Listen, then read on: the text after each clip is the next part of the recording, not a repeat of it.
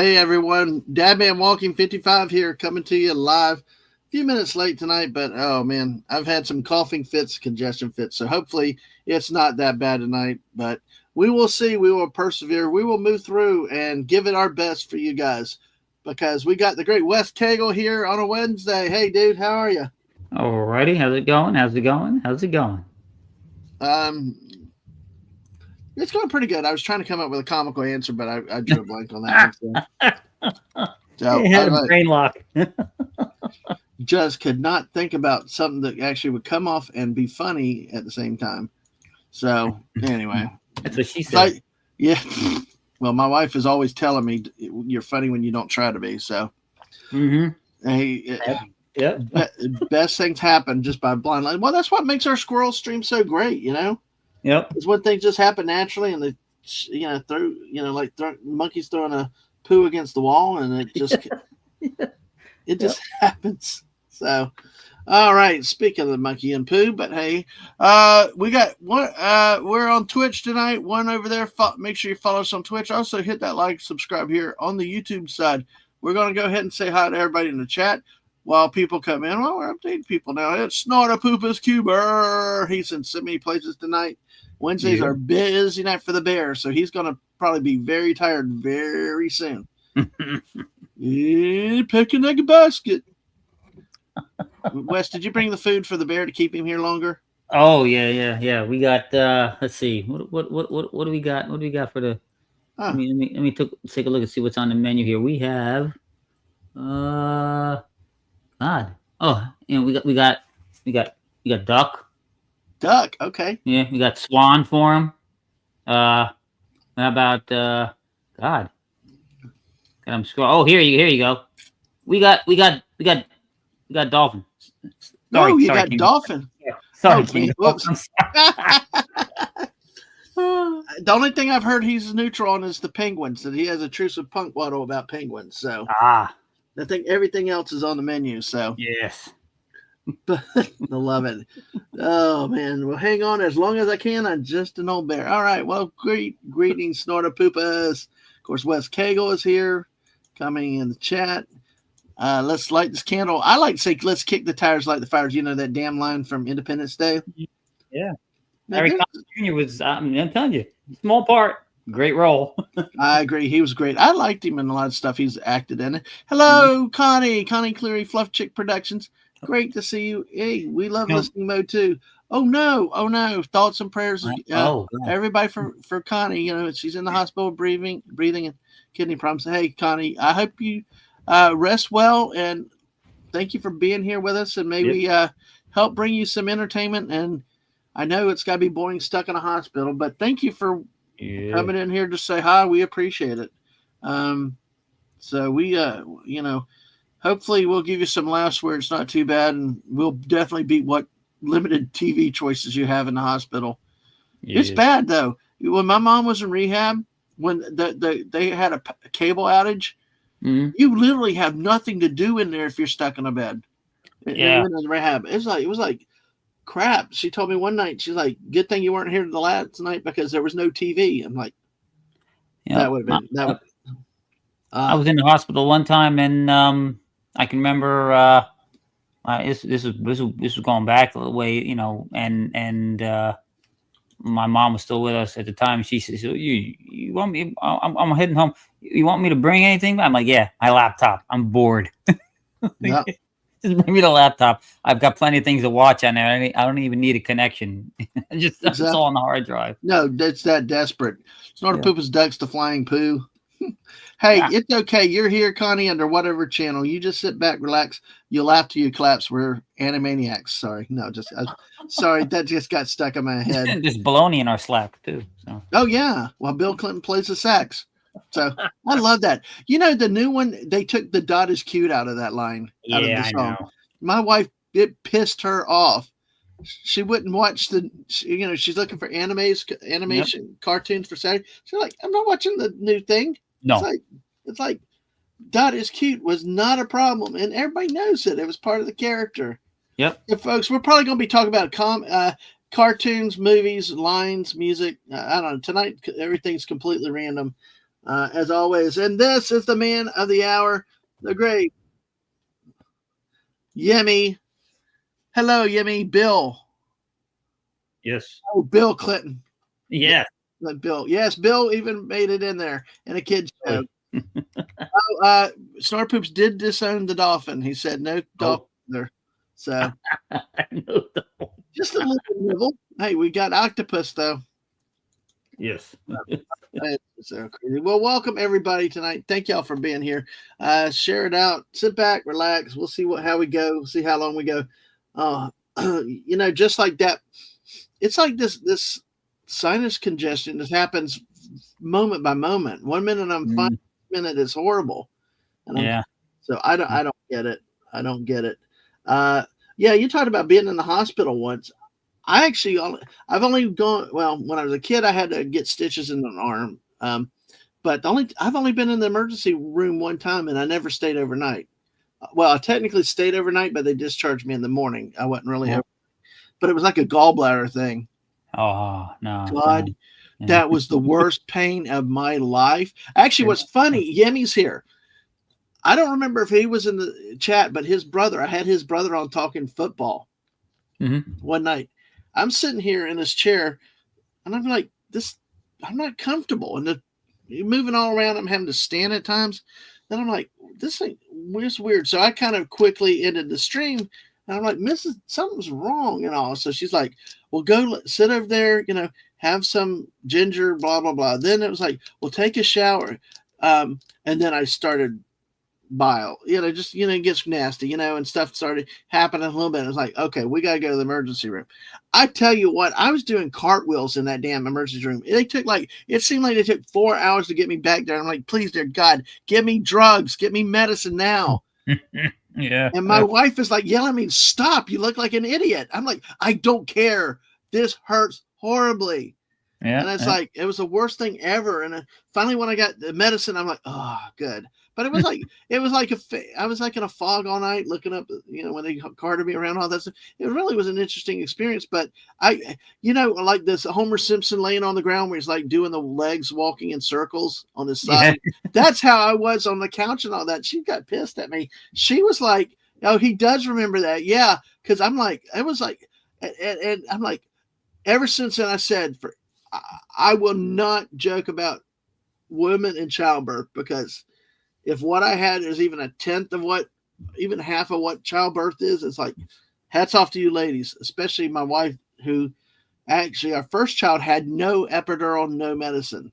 She just right through. The second one, she did it because, to help process along. But God, I don't know. What's the worst pain you've ever had, Wes, if you don't mind sharing? And Yemi remembers that. Yeah, because Yemi, it was like all of a sudden, like an airplane where like gate 3, gate 4, gate 5, gate 6. I really rapidly hit the show. I was starting to fly through it because I was like, I gotta go. But yeah. What about you, West? I think I don't know. I've been in the hospital a few times when migraines took over. Yeah, those were pretty bad. So hey, Gap. Hey, good to see you.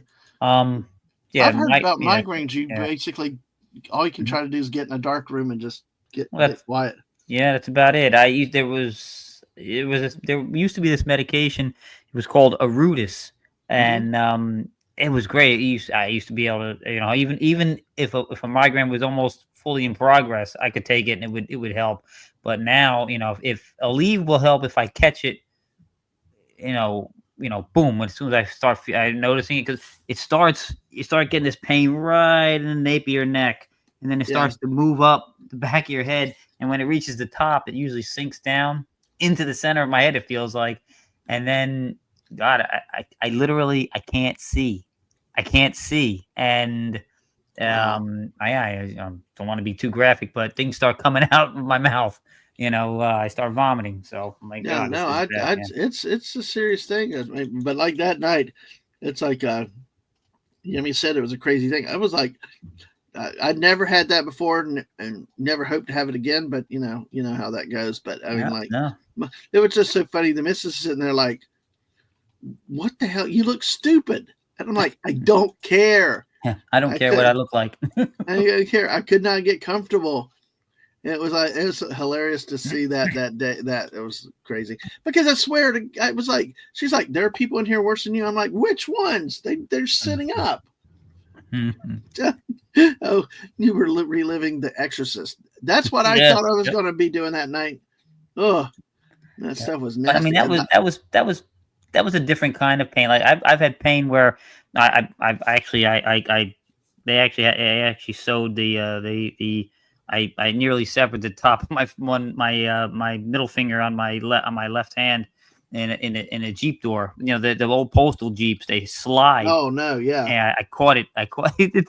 The door was not on. It was an old Jeep and it wouldn't close properly, so I had to guide it with my hand, and I didn't get my hand out of the way in time, and I caught the end of the middle finger in there, and it was in the lock position already, so I couldn't open it back up. So I'm sitting there, I'm stuck, and the lady's on the dock that I'm loading her Jeep up for, and she comes over to my side. I'm like, no, it's locked. Go around the other side inside. Open the door. I can't get my hand out. Well, that happened once with our kid. One of our kids had their hands kind of in the door. I do not understand how it happened, but their kids they got their fingers all caught in the door. The door shut somehow, and the missus was able to get the door open, but it didn't damage their fingers. It was I don't know how that happened, but somehow I wouldn't have blamed it if I saw it. Because I did it to my one daughter when she was little. I feel so bad. I closed it. I was trying to get them to their dance lesson, and I closed the door. She had her hand there, and it caught her one finger. It dislodged the nail bed out, and she was all right. I mean, it hurt her obviously, but I had kept pressure on it, so she wasn't feeling. It wasn't hurting her so much. We got the thing. They like, we have to put the nail. We have to push it back in, and they got her hand. They're holding her, and the minute they did it, you could see the expression on her face. Oh man, I felt so. It must have hurt so bad. I felt so. It was, oh God, it still haunts me. No, I bet. Yeah, I definitely bet. And Dave's here. Fallout Dave, welcome. How are you tonight? Hey, Dave. What's up?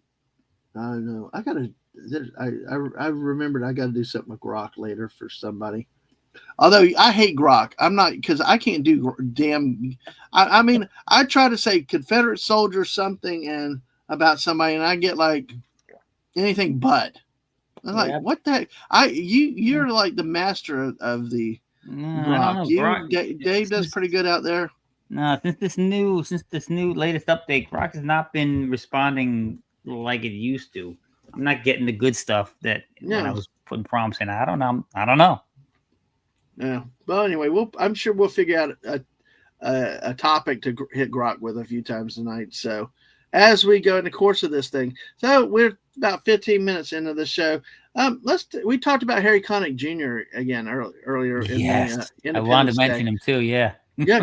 Do you remember him from any other movies, or that's the one I really remember him from? Yeah, no, he actually was in. I think he starred. They had a lead part in a rom-com, and I think he had a lead where he played a psycho in one. Wow. If I'm not I'd have to look it up, but I want to say that's what it was. He was a convict in a prison. And somebody, the guy was visiting him. It was almost like a Silence of the Lambs thing. You know how Jodie Foster visited Hannibal Lecter to get insights on the. He was playing a character like that in this. Man, I gotta look it up now. Maybe it was on. Maybe it was an episode of a television series.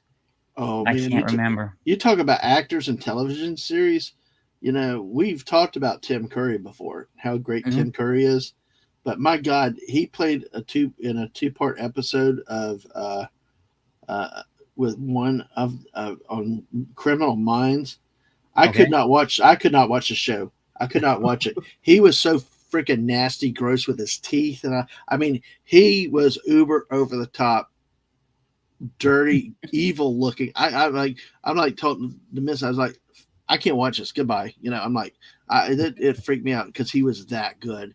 Yeah, it's amazing how some of these guys are just so good at some of these roles. Oh no, a good actor can really, listen. Michael Keaton, beloved actor. People love him. He's been in so many comedies. He's been Batman. I mean, he's great. He is a great actor. He played a role in a movie with Melanie Griffith. I forget the other guy who was her husband in the movie. It's a movie called Pacific Heights. Mm-hmm. He plays a psychopath. Yep. He's so good. I literally hated Michael Keaton at the end of the movie. I'm like, oh, I was like, it's like, man, and it's hard because he's a beloved actor who had so many roles that you liked him in. He was good. Oh, that is really, really, dude, it's scary when they're that good because it sticks with you. And especially if you're a kid, you won't never forget it. It takes a while to disassociate it. Oh, good. I don't have time to coach Grok. Grok should be my bitch. It's like, do what I tell you. Damn it. It's not playing football. I order you to do it and stuff like that. The more descriptive you are in your thing, you can write a paragraph making the description, the better the picture will end up being. Right.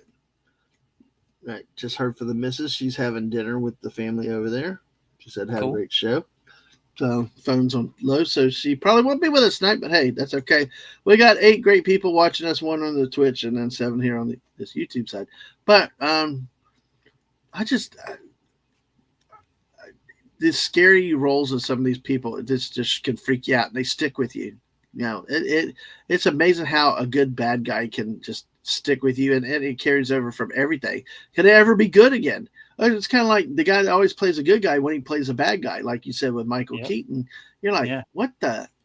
It can be almost traumatic when that happens. Yep. If you get some, you look at these actors in a certain way, a certain light, but that's a credit to how good they are, though, as an actor, though. Mm-hmm. The fact that they can pull that off to such an extent to change the image. Yep. Because how many actors we have out there that are one-trick ponies, Yeah. Right. You're right. There are some that they are, it's a different role every time, but they are the same person in every role. Like Jack Nicholson is Jack Nicholson in every role, that sort of thing. But, somebody like Gary Oldman, he is a chameleon. He's somebody different every time, man. He is awesome. Oh, yeah. What about Ruby Rod? Well, no, Chris Tucker is Chris Tucker in every movie. So, but it's okay. Embrace it. You do it. It's like Leslie Nielsen. He's that's where he got to. Once he got a naked gun and all in the airplane, all it's what he was, and you embrace it. That's how you do it. And oh, by the way, see if you can come up with a cool Ruby Rod Grok. Oh, Ruby Rod with unicorns or something, and see what we get to. I wonder if it knows who Ruby Rod is. No, we'll see. Dave says, you've learned Fortnite, bought a lot of skins, but have you heard the Fortnite song? Oh, there is a Fortnite song out there. You have to look at. Yeah. Okay. By the way, Ruby Rod is Chris Tucker is Ruby Rod. Exactly. Yeah, and Dave also says AI will take over and rule us. Yep. But one day they will, but we'll fight that going down. But, I just, oh, wait. Oh, gosh. Grok, Dave says Grok refuses to do Ruby Rod. He's tried a number of times. God, that's hilarious. That is hilarious. But see, I'm when I'm asking it for Ruby Rod, I'm saying Ruby Rod from The Fifth Element. Maybe it'll figure that one out. Well, we'll see what happens with that. We're going to play with Grok a little bit tonight. But, like some of the other character actors that have happened. Booger, remember Curtis Armstrong? He's always been a supporting character type actor. I mean, our favorite movie, Better Off Dead, Yeah. Just pops up. I mean, he was also in one of the Nerds and Revenge of the Nerds, Yep. Character actors, I think, really add a lot to these things. You really need them because Michael Winslow, of course, I think he was upset because he got so stereotyped. But when you make those sound effects all the time, of course, everybody's going to want to do it, Yeah. Yeah. Yeah. But Okay, so I typed that in. I said, draw me a picture of Ruby Rod. Just this, he's right. He won't do Ruby Rod. I said, do Ruby Rod singing in a porta potty. Here, this is what they give me. Oh, by the way, our background is blood spatter for everybody tonight. Yes. Well, that was because somebody tried to come and take our nuts. So yeah. Yeah. Let's see. Oh my God. Yeah, that's not Ruby Rod. That's not Ruby Rod. It looks like a blue-haired version of the Joker. I don't know what that is. That's not Ruby Rod. But it gave me two. It gave me this one, and it gave me this. What the hell? That's what's his name? That's what is that? Nigel from not Nigel. The one from the young ones. The one with the spikes across his forehead here. He's got that crazy hair. Oh my God, that's scary. Yeah. I wonder why it will not do Ruby Rod. I don't know. And I said Ruby Rod from The Fifth Element, so I don't know. Couldn't tell you.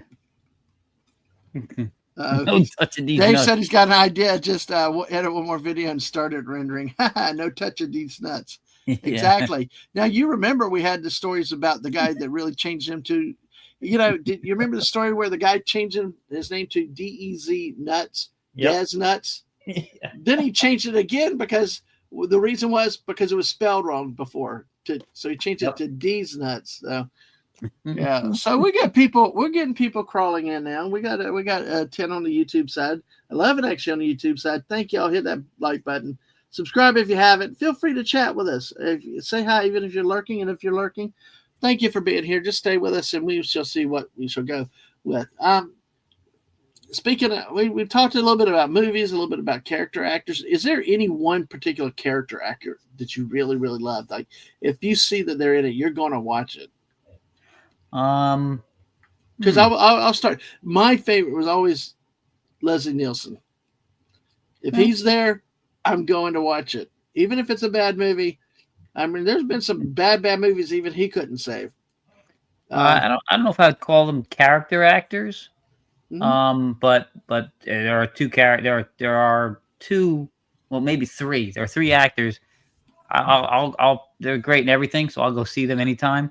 It's Keanu Reeves. Yep. Christopher Walken. Oh, you need more cowbell. I love Christopher Walken. Need more cowbell. Sorry. And Kurt Russell. Yeah. That's cool. Kurt Russell's great in everything he does. You know who just popped in my mind? What? Who?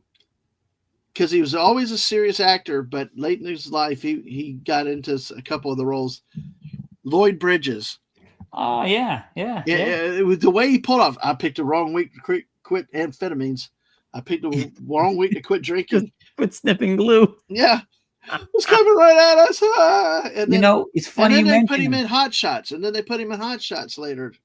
It's funny you mention him because over on Admiral Teague's channel, we were backstage. We were talking about. He's like, hey, we might do a instead of Star Trek, we were going to review an episode of old Battlestar Galactica, and he told me the episode, and I'm like, dude, you know what you got? You got to do that 1-2 part. He's like, oh, I know it. I know what you're talking about. The Living Legend with Lloyd Bridges. I'm like, yes. Yep. Love that. Love that. I still love that original Battlestar Galactica. Yeah. I did watch the newer one. I followed that. I finished the series because I bought it, but I still like the original better. It was better for me. But yep. So Snorpoopa says Casablanca was full of character actors. That made the movie great. I've never seen this one. What when he talks about character actors? Yeah. Bogey's Bogey in every movie, but Bogey's still great. He plays the same character in every movie. Well, he's himself. He's like Jack Nicholson. He plays a different character, but that character is always him. Oh, right. It takes on his personality. It's the same personality in every movie. Yeah. Mm-hmm. That's funny. But Cattle Car Ponderosa. Is that a movie? Only thing I know when they say Ponderosa is the ranch from Bonanza. I just think of the old steakhouse and buffet place in Orlando. Yes.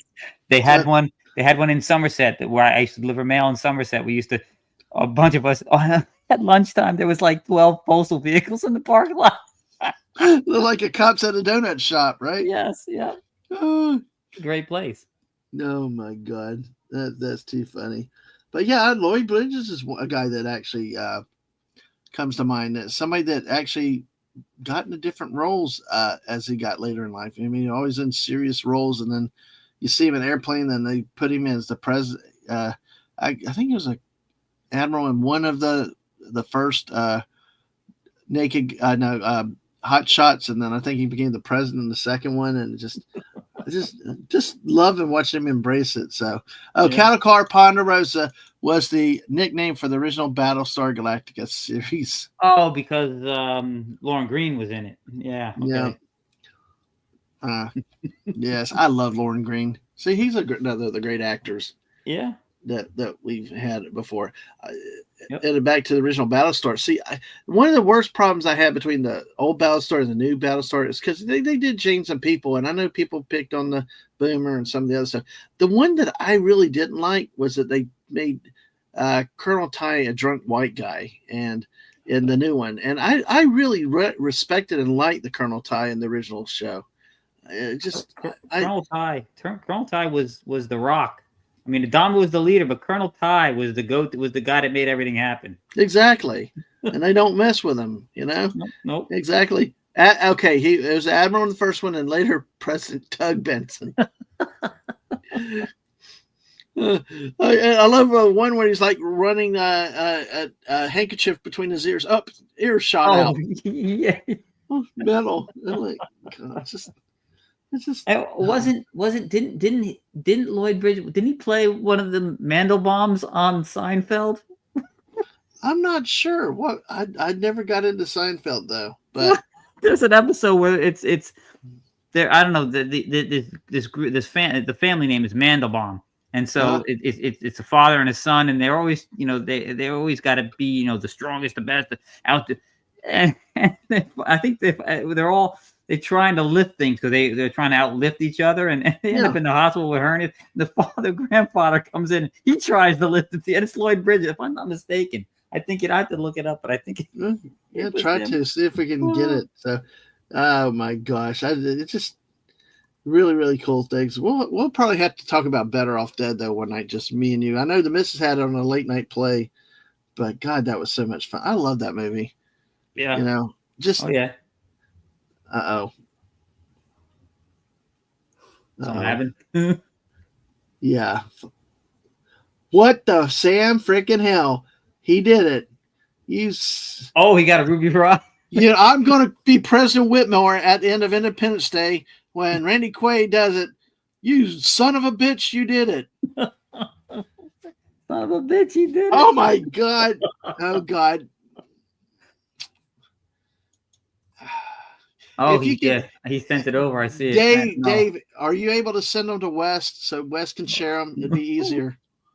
So, oh, my gosh. But we'll talk about Battlestar Galactica a little bit if people want to. I mean, share some of your memories. Gap loves the original Battlestar Galactica, but heard there was a spinoff called Oh, God. See, I rolled right into that. Called Porta Potty Galactica Poop Travels in Space. God, here, Sort of Poopus now coming out in lines. Admiral Benson, my eyes are ceramic, caught a bazooka round at Little Bighorn, or was it Okinawa? The one without the Indians. God. You guys are great. Let me see. You guys are great. So if we're going to share, Dave, if you send any of your DMs images to West, he can pull them up quicker because I've got things in the background. I'm trying to be careful. Yeah.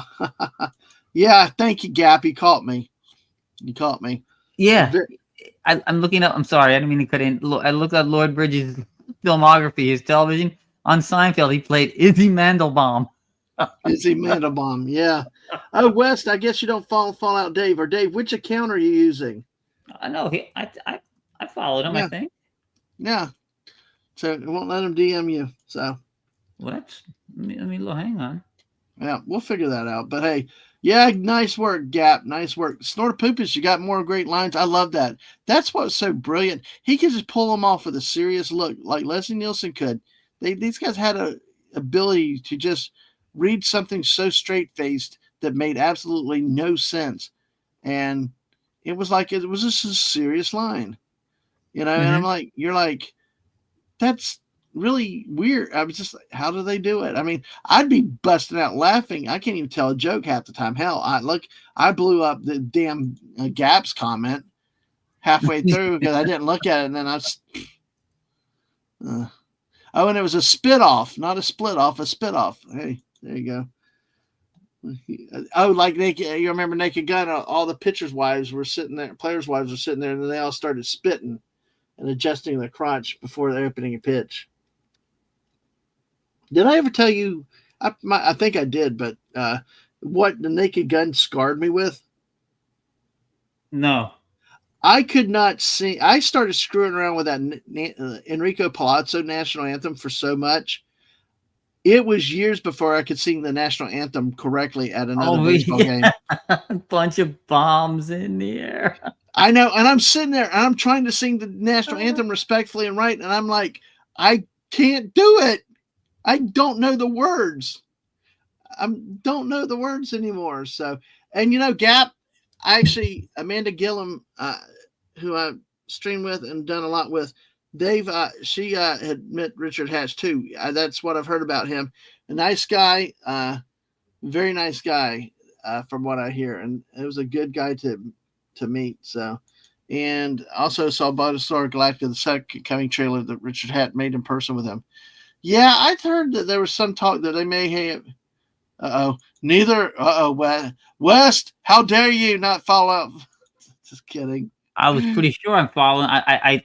Because I've tagged him in some things I've sent, and it only comes up, usually autofill, because I don't know everybody's Twitter handle. No, it only autofills if I'm following you. Well, the funny thing is that I'm sitting here like, I'm going to order you. You have to now. Oh, I can't even get my own crap in order and follow what I do. But yeah, we'll get that worked out in a second, because you're going to die. Everybody out there, you're going to want to see what Fallout Dave managed to do. So it's like ban this guy. Yes, I banned somebody on the Twitch side because it's the standard bot advertisement. So okay. Oh, yes. After Naked Gun, no one will be able to look at a beaver the same way again. Yes, exactly. Yeah, nice beaver. Yeah. No, Dave is the one account that I've tagged you in. It I don't know the exact handle of the Twitter handle. It's something about coffee, isn't it? Yeah. Yeah. Something coffee. Yeah. That's weird. What's it? Do you know what it is exactly? It's Fallout. It's Fallout and coffee. Okay. Yeah. See, hang on here. I know I'm following some. Yeah. Hang on. What have you done, Dave?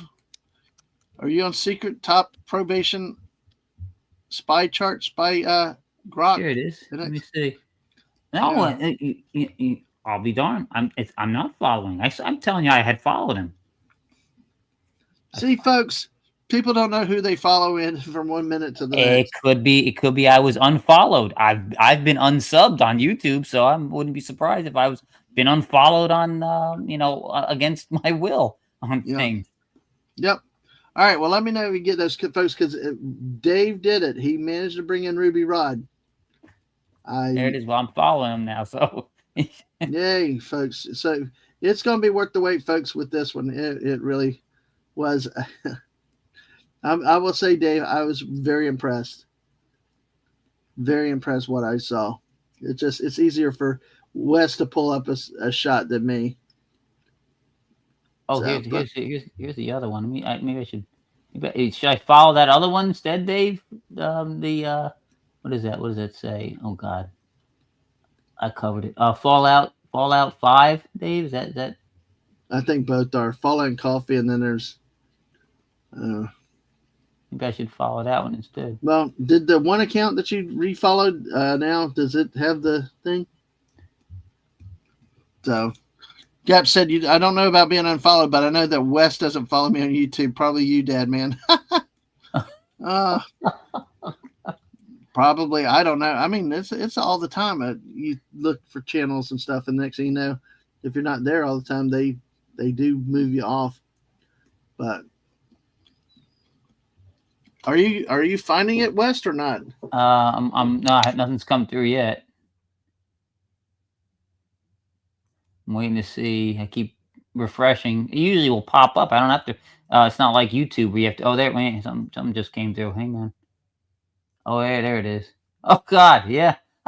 Yep. All right. Finally, after that human rain delay, we're gonna you're gonna see.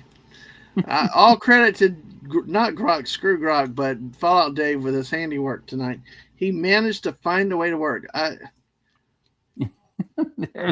There's the first one. Oh, Snorter Poop is asking, does Dave know he's been followed on X by a polar bear? Maybe. All right. Ruby Rod and porta potties. I loved giving JT Kirk hell with this one. When there was the one meme with him as the ensign with the TNG cast behind him. Mm-hmm. Oh my God, Captain DeBorg!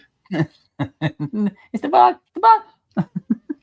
My man, Picard. The bug is coming. He's coming. God, that's hilarious. I love it. And he got. Let's see. Let me get the other one. The second one is going to be floor everybody, I think, with this one. Oh, there it is. Yeah. Let's get that up here, and I wish. Yeah, JT would love that. Yeah. God, this is horrible. It looks like he's in the unicorn, not on the unicorn. He's in the unicorn. Yeah, the unicorn is passing through his chest. Oh my God. God. Dave, what have you done? That's a pretty real. Usually they make the unicorns kind of cartoonish. That's like a realistic looking horse. I'm like, this one's scary. Yeah, Gap. What the? Yeah, what the? Yeah. You understand the words that are coming out of my mouth? What? Do you understand the words coming out of my horn? Oh, but he's laughing. Grok's getting better. Only one horn on the unicorn. Yes. You remember all those times when Grok was coming out 5, 6, 7? Oh, I asked it the one time. Draw me a picture of a unicorn in a porta potty having a banana with a squirrel, and it's got bananas coming out of the unicorn's ears, and there's horns on the bananas. I'm like, oh, what? And then they put the horn on a squirrel too. I know, dude. That's like, it's like crazy. Oh my God, Dave, you did okay. You did it. You did good tonight. You did good tonight with that. Oh, that way it really took us off our movie topic, but yeah, it's. Oh, I want to say. Hey, we're not talking about that, honey. Come on, Gap. we got to talk about our unicorns. Well, I got to sing the unicorn song. Oh God. No, okay, go ahead. Let's circle back, Wes. No, go. You sing the unicorn song, my friend. There once was a unicorn match. Go feet. Anyway, go ahead. We'll circle back now. Oh, God. I want to circle back to Harry Connick Jr. when we were talking about him. Sure. Because he's an actor. He's a singer turned actor. Yeah. They. This is back when Disney still made good stuff. It must have been mid 90s. Early 90s. Yeah, maybe early 90s. They put out a album called Mad About the Mouse. Huh. And there were famous artists each took iconic or well-known Disney songs and put their own spin on it. And there was some really good ones in there, some bad ones, but there were some good ones in there. One of them specifically was Billy Joel did When You Wish Upon a Star. It was the best thing on that album. But Harry Connick Jr. did The Bare Necessities Oh yeah, he was good. He did a good job. yeah, he was. That was a good song. Yep. Yeah, it's a good. Yep. It was good. A good song there. I mean, he's always been a good singer. Um, just I thought he was a good actor though too, because the main thing I remember him from is that one is Independence Day. But I've seen him in a few scenes on some of the other stuff, or he's appeared in maybe a TV show or something. But Yeah. it's really really interesting. By the way, it looks like the NFL players are starting to report to camp, so we're going to be having football very very soon, folks. So Oh, yeah. remember on Tuesday nights, JT and I talk about lots of sports activities. So make sure you invite, join us on Tuesdays also for that. Yeah. Did you finish what you want to say on Conic? Because I mean, Oh I yeah, know he's. no. That was it. I was just I was looking up. Well, no, not discography. I was looking up his filmography to see what else he had been in. Oh, wow! Harry Connick Jr. is in Memphis Belle. I did not. I don't remember him. I don't remember him being in that. Interesting. He's in Memphis Belle. Copycat is that I think Copycat's the movie he plays the psycho. Okay. Okay. I think I've heard about that one.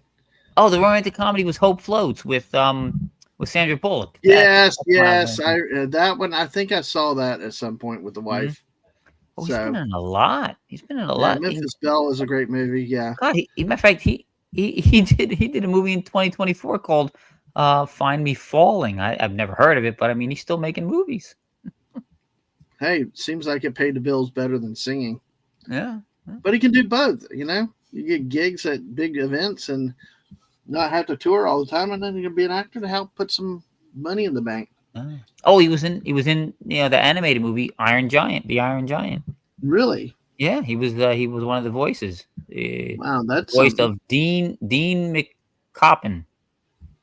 So interesting. That's a movie I think I saw it once. That's an older movie. That's been out quite a Yeah, while. it was 1999. Yeah. Yeah.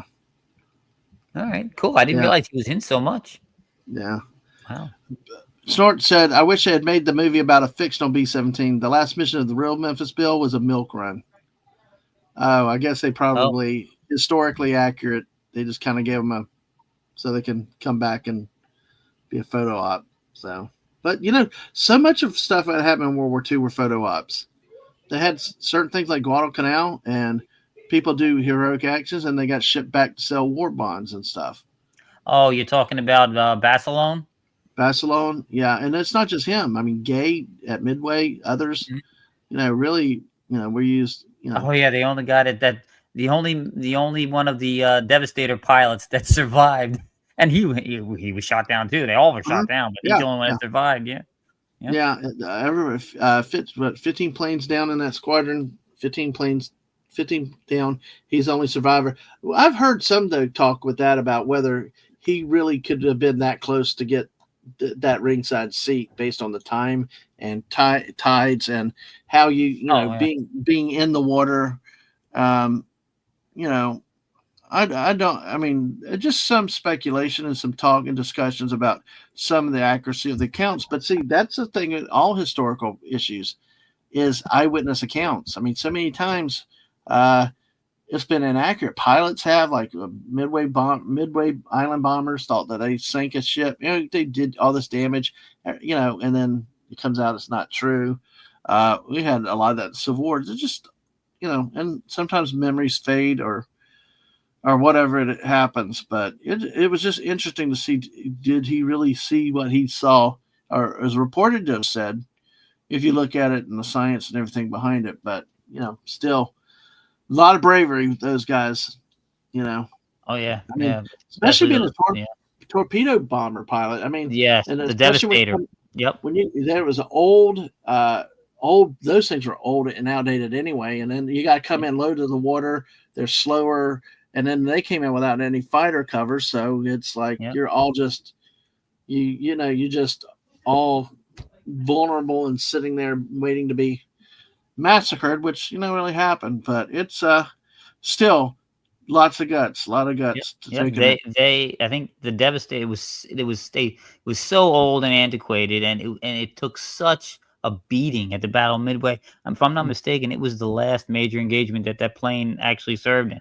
They were So rolling out the Avengers that yeah. battle. That Oh yeah. they Yep. were starting to roll out the Avengers the next line with Yep. it. Yep. So, Gap says Sandra Bullock played the character Kate Mason, a bionic woman, in the 1989 TV movie Bionic Showdown: The $6 Million Man and the Bionic Woman. Huh. Wow, they didn't bring Lindsay Wagner back for that. Wow, that 89. She must have been a kid then. Oh, Sandra Bullock. Yeah. Yeah. You know that. I want to say Speed came out in '89, and you saw how young she was there. Wow, that could be that long. Oh God. Let me see here. It gets better. All right, there you go. Okay, yes, Lindsay Wagner was in the Bionic Showdown along with Lee Majors. Okay, well, they're just making sure. That's good to know. Some great names there in television history. Two of the great shows of the '70s. Bionic Woman, $6 Million Man. Did you watch those shows back then, or? Yeah, I watched the $60 Million Man was one of my favorites. Give me 1 second. Cat's sitting at the door. Cat wants out. Give me 1 second. Yeah, cat's got to control streams. We all know that. Cat. If you had a camera, the cat's butt would be in the camera. Yes. That's uno momento, por favor. Buenos dias. Yeah, we will give West a second there. But thank you. We got 5 people still here. Thank y'all, everybody, hanging out with us tonight. Appreciate y'all being here, and talk about some of the 70s TV shows that you do like. I'll talk about some of the ones I like, but since we started on Bionic Woman and $6 Million Man, I just couldn't get in those shows though, Wes. I don't know whether it's because I was young or whatever. It just seemed like too much talking to me. I don't know, but it was weird. I wouldn't watch shows like that, but I'd watch Emergency or Chips or something like that. I can't explain why I would watch certain shows. Yeah, no, there were, I don't know. Was it? Yeah, I would say I lump them all together. Emergency, Chips, $6 Million Man, Bionic Woman,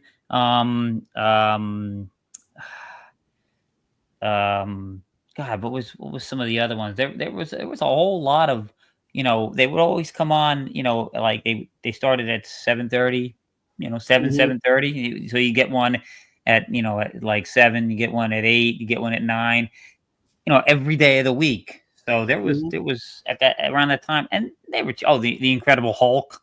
It was 1, 2. I mean, God, these were all great. Huh? Wonder Woman. Mm-hmm. Never miss Wonder Woman. No, I love Wonder Woman. That was like no doubt about that. Woman. I watched it purely for the storylines. Well, I watched Airplane or whatever that one was, Connie Selica and the flight attendants. I don't give a shit. I was watching it for the women. So at that age, so yeah, okay. Is there? Yeah, if Dave's seen the shows, Incredible Hulk is one. Dukes of Hazzard. Dukes of Hazzard was a fun show. It was. Yeah, it really, really was. Just a good old boys. Never meeting no harm. Wait a minute. That two storylines west. Oh gosh. I know we've already gone past it, but only because it has squirrels in it.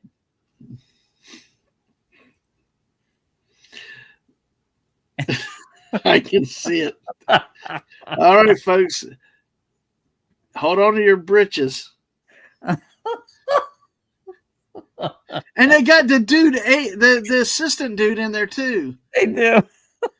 Look at those eyeballs. Yep.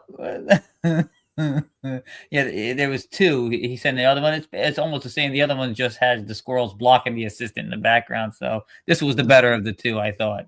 This one was better. So yes, literally squirrel. Yes. Literally squirrel. Oh my god. That's hilarious. Oh my goodness. Oh, you know what? Here. Yeah. I'm gonna I'm gonna Yes. put this one up. Yeah. Somebody needs to make that for JT Kurt for a Christmas card, a virtual electronic Christmas card. Yes. I want to put it up just because Oh, it looks wait. like the squirrel sticking its butt in the assistant's face. Okay. It wasn't just I got.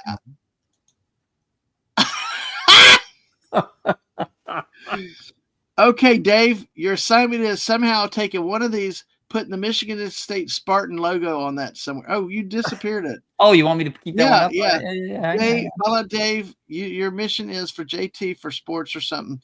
Or you can make a Christmas card is to take either one of these and somehow work in the Michigan State Spartan logo somewhere on one of these things. So maybe on the squirrel's head or something. And just for JT, okay? Or put a Spartan's helmet on the squirrel itself. The whole helmet. Put it on the squirrel. That'll work. All right, Dave. There's your homework, and so, that's too funny.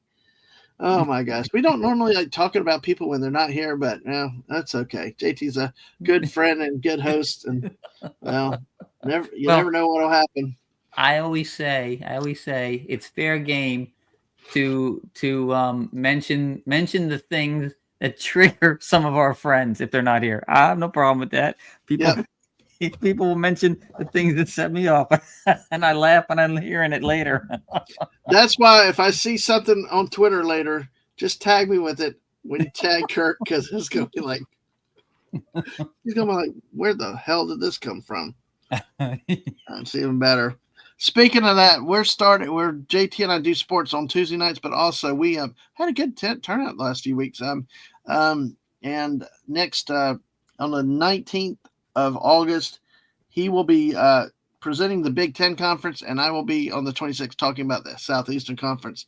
So this year we'll be doing more national type of sports, college football, not just SEC football. So hey, hope to have everybody here. Will make sports fun. We can explain the games. We can make jokes. Who knows? Whatever it is. But the point is to have fun. Like here tonight with West. Yes. We figured use the blood spatter background just for the fun of it. Well, like I said. Oh, gosh. He's sending initial with my phone. Wow. This is how great this chat is, you know? It's like they do stuff like this for us, and we appreciate it. Every one of y'all. Actually, I was watching a couple of years ago when we were on the trip in South Dakota. Mrs. and I did a walkthrough in Custer, South Dakota, just showing the artistic bison that were there and stuff. And I just looking at some of the names in the chat that have been with us for at least 2 years, though, West. It's like very touching, you know. Wait. Artistic bison. What are these bison out there on the plains painting pictures? Oh no.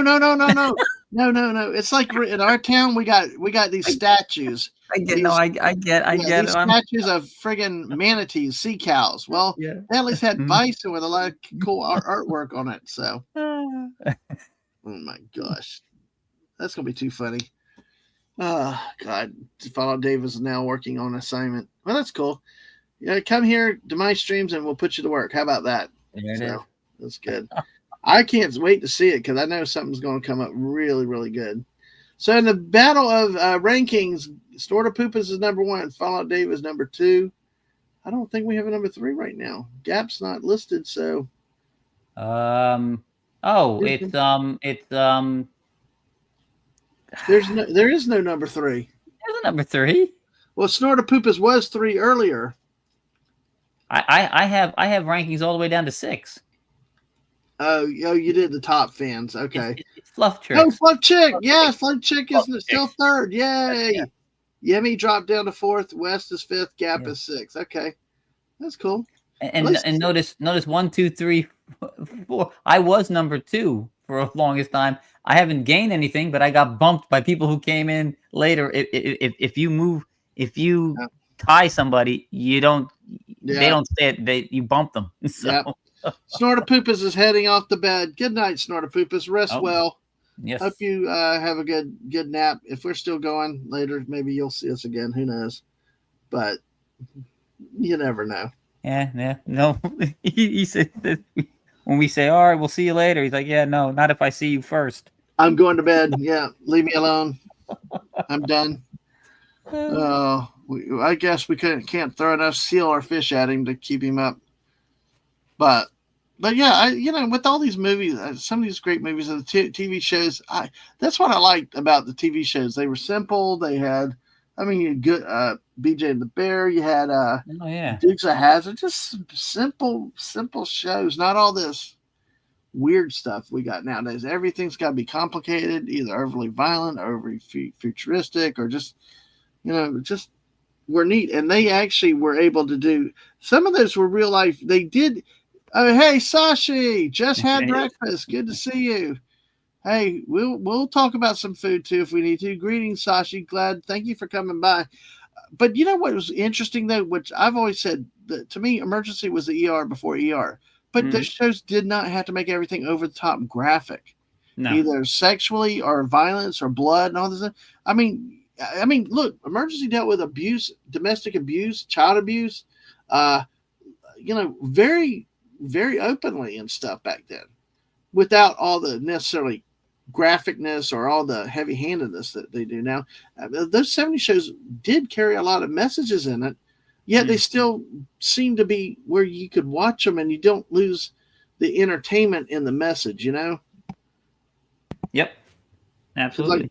Like nowadays, a lot of times you end up getting hit with the message so much. It's like, where's the interest? Where's the interest in the show? You're spending all your time preaching and not actually, talking, Well, they used to have messages. Now it's not so much, dealing with a certain theme or message. Now it's the message. So they're hitting you over the head with the narrative, the message, that type of message. That's why their writing is suffering, because it's sacrificed. It comes the storyline and the character development, all that comes after the message, and it's the message du jour, of the outrage mob. That's whatever the newest message they need to preach. So yeah, and like Sashi said, he's tired of all the sex in the Netflix shows that aren't events and plot just there because they want it. Yeah, that's what's happening so much. Is like they just throw it in there just for whatever purposes, and it's like it doesn't help or anything else. And not say, it's strategic. It could be done strategically and things, certain types of things. But hell, in the 70s, we didn't need any of it. You'd see somebody kissing and it was like just a kiss and that was it.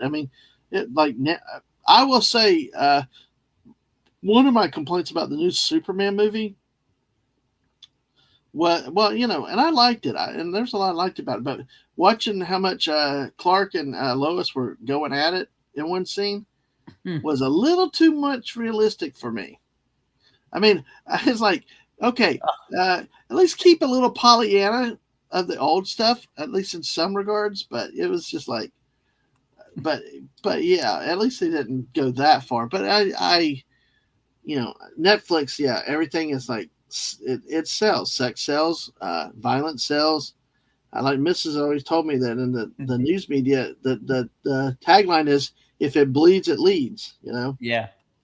And that's what happens in so much of that. Sex sells. If it bleeds, it leads, and everything like that. So, Exactly. I don't know, it's crazy. But I don't watch Netflix much, actually. The missus does more than I do. Like I watched Midway the other day. I wish Snort was still around today. But basically, Midway. I think we touched on it very briefly last week or another time. But do you like the 76 version better or the 2000 whatever, the new version? The 76 one with Charlton Heston. Oh, wow. Hey, smash that like button, folks. We got 10 of y'all here on the YouTube side. We appreciate it. 11 likes. Thank you. Lurkers, we love you guys. Thank you for being here. If you ever do say hi because we like to recognize you. So you like the 76 version better than the newer version. Is there what reasons for that? As I call him, Moses. Oh, yeah. Chuck Heston or Moses. But Soylent Green is people. People with Soylent Green. I know he's his character is a fictional character. It's made up for the movie, right? But it's still good. he makes the movie. But I liked the, I don't know. I've said this before. All the other characters, they blended into each other. They didn't stand out. Everybody stood out. They were what's the word? They all the characters had character, is what I'm trying to get at. So Right. I could recognize, who they were playing. I could recognize, you know, and so forth. The other ones, it was I was lost. I'm like, who's this guy again? They'd introduce a character and then they show him again later. I'm like, who's that supposed to be? Oh, that's Best. Okay, that's Best. No, okay. Oh, that's Gay. No, oh, okay, no. The only ones the only ones I knew and I remembered were Nimitz and Halsey. In the new one, right? Yeah. Yeah. Mm-hmm. What's the one thing I don't like with the old one? I did not like that they brought Heston and that whole romance storyline thing. Well, that was an added section for the movie. I mean, for the TV version. Right. I didn't like that, but the biggest problem I had is then they got the guy that played Heart to Heart, who was like Dr. Evil's henchman in Austin Powers. Wagner. Wagner, yeah. Because he's like, who the hell is this guy? Because see, they put Rochefort in the whole AF thing, but Leighton was the guy that was over Rochefort that really ran the intelligence, and it was like, I wish that they would have had that in the 76 version that they had in the newer version. Let me say hello to Mr. Angel dropping by to like, hey dude, how are you? Hopefully you can stay a few minutes. If not, thank you for coming by. We appreciate you, Mr. Angel. Always good to see you. I think that Rochefort in the original was better. It was Hal Holbrook with the Hannibal Sammy. Yeah. But from what I've heard and seen about Rochefort, I think the newer movie might have been a little more accurate with it. But if you like history, you need to go check up on Joe Rochefort and how he kind of got railroaded by people out of Washington, and that stayed buried for years, and it's a sad situation, but more dog eat dog crap, but those guys they came up with a way to find out how to identify what AF was, and my problem is also with and you can correct me if I'm wrong, okay? I know that there's a lot of anti-aircraft fire. I've actually seen pictures and videos of stuff, but it just seemed like to me there was a bit too much ack from the Japanese carriers and stuff, or that they were. I mean, my understanding was a lot of planes were getting shot down by the cap even further out, but it was like they all got through, and it was the anti-aircraft pulling them down. I thought that there was, and the explosions were super huge, which I don't know. The new one just seemed like it was a little overstyled, if you know what I mean. But what do you think? No, the explosions I think were pretty. I thought they were pretty accurate. And the ack, it was that thick. If you watch documentaries of because they have the pilots, they had cameras in their planes, and then whenever they would activate the gun, you can see it would turn the camera on. Or if they were in if they were in a diving run, it would activate the camera. Yeah, Mr. Angel. Right now, we're talking the Midway 1976 movie and the recently released one. That's what our current topic is at the moment. Yeah, it was that thick in the cameras, that the actual mounted cameras on the combat planes in the war. This stuff was coming up, so it's like, good Lord. But see, I thought that happened later in the war, because I thought earlier in this period, the Japanese anti-aircraft was not as thick. It wasn't very accurate. It wasn't very accurate. That's why, even though it was so thick, they were, you had a chance of getting through. It was so thick that I was always surprised. How the hell did they get through? Yeah, how did they ever get through? Especially when they were coming, the torpedo bombers were getting even. They got a lot more because they were coming low level, so all the guns could be trained directly on them. So now, Mr. Angel, we're talking about the Midway movie from '76 and the one from the 2000s, but Tor is another one that I'm overdue that I need to watch again. It's been so long to watch, but I will say the newer one. I like parts of the newer one because I think the newer one did a better job explaining before, after, during the whole, like, before and after, leading up to Midway. I liked it from that standpoint. I did not realize that the Midway, the original one, also included a little bit of the bombing of Tokyo. But the biggest problem I had was some of the character assignments. I still don't know that I like Woody Harrelson as Nimitz. But at least it's not friggin' Alec Baldwin as Jimmy Doolittle in Pearl Harbor. But I liked it in this one. I liked that they had Aaron Eckhart, tough guy, as Jimmy Doolittle. That I like. But I didn't like the way they did Dick Best, because things that I've heard, he wasn't that kind of cocky whatever that guy. And McCluskey. I mean, and this is a guy I feel like I'm waiting for. Be our guest. I am Gaston, and I am Gaston, because that guy that played him played Gaston in one of the Disney movies, and it was like with his little Clark Gable mustache thing. Wade McCluskey did not have a friggin' mustache. Yeah, he had a more square, fuller jaw. I mean, at least try to get somebody physically close to him if you can. But putting a mustache on them, that's where I didn't like some of the newer one. Is that their choices of who played some of these roles and some of the characters that they assigned. Yeah, no, I like Woody Harrelson. I agree with you though.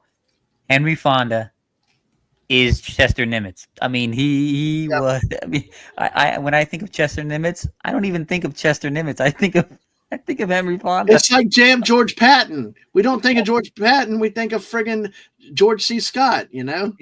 I know I do. So, Mr. Angel is past 3, up a little insomnia today. You got hot milk at my side. Well, great. Sit back, relax with us till you collapse. We're animaniacs. Anyway, did that twice tonight. I don't, when somebody says Bull Halsey, I don't see Bull Halsey. I see Robert Mitchum. Yeah. Yeah, I agree. Hello, Oliver Belmonte. Mr. Dadman, Mr. West. Have you seen the 80s sci-fi films like The Final Countdown and The Philadelphia Experiment? I did not see The Philadelphia Experiment. I did see The Final Countdown. And it pissed me off. Oh, because they didn't get to engage? Yes, exactly. Damn friggin' storm. I would have liked to seen an alternate universe with, but that would have been different. Although they did kind of have, and not to get into time travel crap, but they did, they had they had the senator or the congressman and his aide, and then they were going to abandon them on an island, and then they got abandoned because somehow the chopper got destroyed or something, whatever, and they got left. So the one guy from the future got left behind in the past, and when they came back to port, Sheen's character comes down in the car. You see the two of them, and the guy that was left with them in the 80s is now like an old man in the 80s. That was really, really weird how they did that. That was pretty cool. I thought that was cool. But I did like Final Countdown. What did you think of either one of these, though? I thought I liked them both. They were. I've seen the Final Countdown a number of times because it's I love that movie. Only and I really wanted to see the engagement. Those Tomcats flying low over the water, heading towards those Japanese carriers. I'm like, oh baby, here it comes. Oh, what? Man, here come the storm. Oh, you son of a gun. Yep. But it was. It's one of my favorites. The Philadelphia Experiment, not so much. I've only seen it like once. But was that one about? What was that about? Was that about the? Yeah, they had. No. That was the Manhattan Project. Okay. What is this Philadelphia Experiment? They had a I believe it was a cruiser, and they were, and this is the, I want to say it was it World War II times? I can't remember, but they were performing an experiment. They installed a cloaking device, literally a cloaking device, which would make the ship invisible. but it went awry. Let loose the dogs of war. Sorry, I brought out what trick I know, folks. Or the hounds of war, whatever it is. Sorry, Wes. Yeah, you're right. Let's cry havoc and let's slip the dogs of war. Okay, thank you, Yes. thank you. Which that guy freaks me out, Christopher Plummer. Yeah, because great. I always consider him freaky because of what we talked earlier, how somebody gets stuck in your head. I always got him as this creepy old man with Dragnet as that religious leader. Oh God, the Virgin Connie Swells. Yeah. I spent the night in the company of Connie Swells. Oh, you mean the Virgin Connie Swells? Dun, dun, dun. Back when Tom Hanks was funny too. Yeah. So. My favorite part is where he starts driving, and he's trying to go save Connie, and Dan Aykroyd's driving like a nut, and Tom Hanks is now freaking out. He's like, "God, just sit back and think of Christmas." He's singing Christmas songs, looking through the fingers in his eyes. What a movie, folks. We are squirreling all over the place. Mr. Angel, the old Midway was good. The new one, not so much. Too much love story. I like my historical movie story-wise as accurately as possible. I understand that. To Hell and Back was a movie. Ice Station Zebra was another one. Well, Audie Murphy, To Hell and Back. Yeah, oh yeah. Congressional Medal of Honor winner. Yeah. Let's see. Winds of War miniseries. War and Remembrance, yep. I think War and Remembrance had Mitchell. Not Mitchell. The guy I said I always think of Bill Halsey. Robert Mitchum. Yep. I think. Yep. Yeah. Mr. Angel, I love Final Countdown in the theater. So. Yeah. So, okay, Gap said Philadelphia movie in 1943, secret government cloaking project goes awry, vanishing a Navy destroyer. 2012, the destroyer reappears, setting off a series of events threatening to destroy the world. Yes. Yep. Well, that would be interesting. So it's pretty cool. Yeah. Sashi says, if you want to see modern military equipment and fantasy environment, check out an anime called Gate. I gotta still watch the space battleship Yamato's thing. I mean, that everybody one talks about it. No, yes, space battleship Yamato's. We'll talk about that, but he mentioned Gate. It's known as Gate or the Gate. Mm-hmm. It's there's a gate between two worlds. It connects this it's like fantasy world where it's medieval stuff, right? But they have flying dragons and so forth like that, and our world. I don't want to give spoilers away in case people watch, but there's an interaction, and the gate opens up in Japan, and Japan goes back in there after they're attacked, and so they bring all their modern weapons. It's really cool. That's cool. Let me get back. I forgot a couple of starred chats earlier. Sashi said he has no choice in Malaysia but Netflix. They only have Disney Plus and Netflix, and Disney Plus isn't worth the price. Okay, that's understandable. Gap also said to Dave earlier, like the Planet of the Apes TV show. Well, it was really good. Too bad it didn't last long. Yeah. Yeah. That was a disappointment. The Planet of the Apes would have been good if it had gone. Same thing with Logan's Run. They tried to make a TV show of that, and it didn't last. Yeah. Yes. So, and Oliver says that Douglas Martin Sheen, James Fiorentino. Yeah, he was the guy that came back. He came back old. Stars in Final Countdown. Philadelphia Experiment involves the warship USS Eldridge. That had Michael Paré and Nancy Allen were in the film. Okay. So, yeah, Nancy Allen, that's the Indiana Jones chick. No, that's Karen Allen. That's Karen Allen. Who's Karen. Okay. God, there's too many Nancys and Karens and Allens that come together, and I get them all screwed up. So, yeah. And Sashi said there is a live action movie on Space Battleship Yamato, a dub version on YouTube. Okay. Yeah. Well, the problem with that is they try to squeeze like a 26 episode series into a 2-hour movie.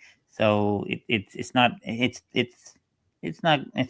okay, and they change a couple characters. So I didn't like that. No, I gotcha. I understand. All right. Well, Speaking of scary or whatever else, that's time. We've been holding this one back for a while. You ready to show this one? There's two, by the way. Okay, we got to see this, folks. Everybody, we're going to take a poll. Okay, we're going to take a poll. Vote on the first or second, number one or number two, and then Fallout Dave will be responsible to tag JT Kirk on Twitter with us. All right, first number one right here. Oh, you need to caption it. Let's go, Sparty. Yep. Ruby Rod. Let's go, Sparty. That's number one. All right. So let me start this. We'll come back to what Gap just said there. Gap's laughing. We're going to come back to that one that you said there. Okay. We're going to get back on the serious talk for a second. But folks here, look at these and vote. Number one. Okay, do we have the second one now, yep. West? There you go. Whoa. Yep. Well, I like the S's on the squirrels. What happened to the shirts on the squirrels? But I love that you can see the Spartan helmet, though. Yeah. Yep. Yeah, I mean, it's the Ruby Rod. You're looking at Ruby Rod as a Michigan State fan. Let's go, Sparty. Oh, Gap likes number two. Okay. Yeah. Everybody vote. Did you like the first one or the second one, folks? Oh, yeah, I put Alabama in it too, but no. This one I think will be more impressionable, but number two, okay, anybody else to vote? This is number two. Wes, go back to number one if you don't mind. Sure. See, I love that those have squirrels with something on them that's Michigan State, but I'm like that. I'm like number two also. Mm-hmm. I really am like number two. I mean, yeah. Number two with got the helmet here. Yeah, you get the logo. Oh, Mr. Angel, it's well here. Okay, fine. I'll do it. I'll put a poll in. Let me hold. Give me a second. I gotta do it. I was just going to do a voice poll, but where the hell do I do the polls again? It's been so long since I've done a poll that I don't. Where the hell do I find the poll? It's in those clubs with all the blacked out windows. Nah. I'm like, I can't find the. Oh, there it's down here in the chat. All right, start a poll. Which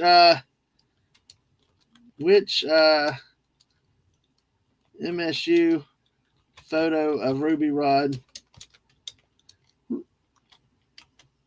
Oh, hey, fruitcakes. Citron.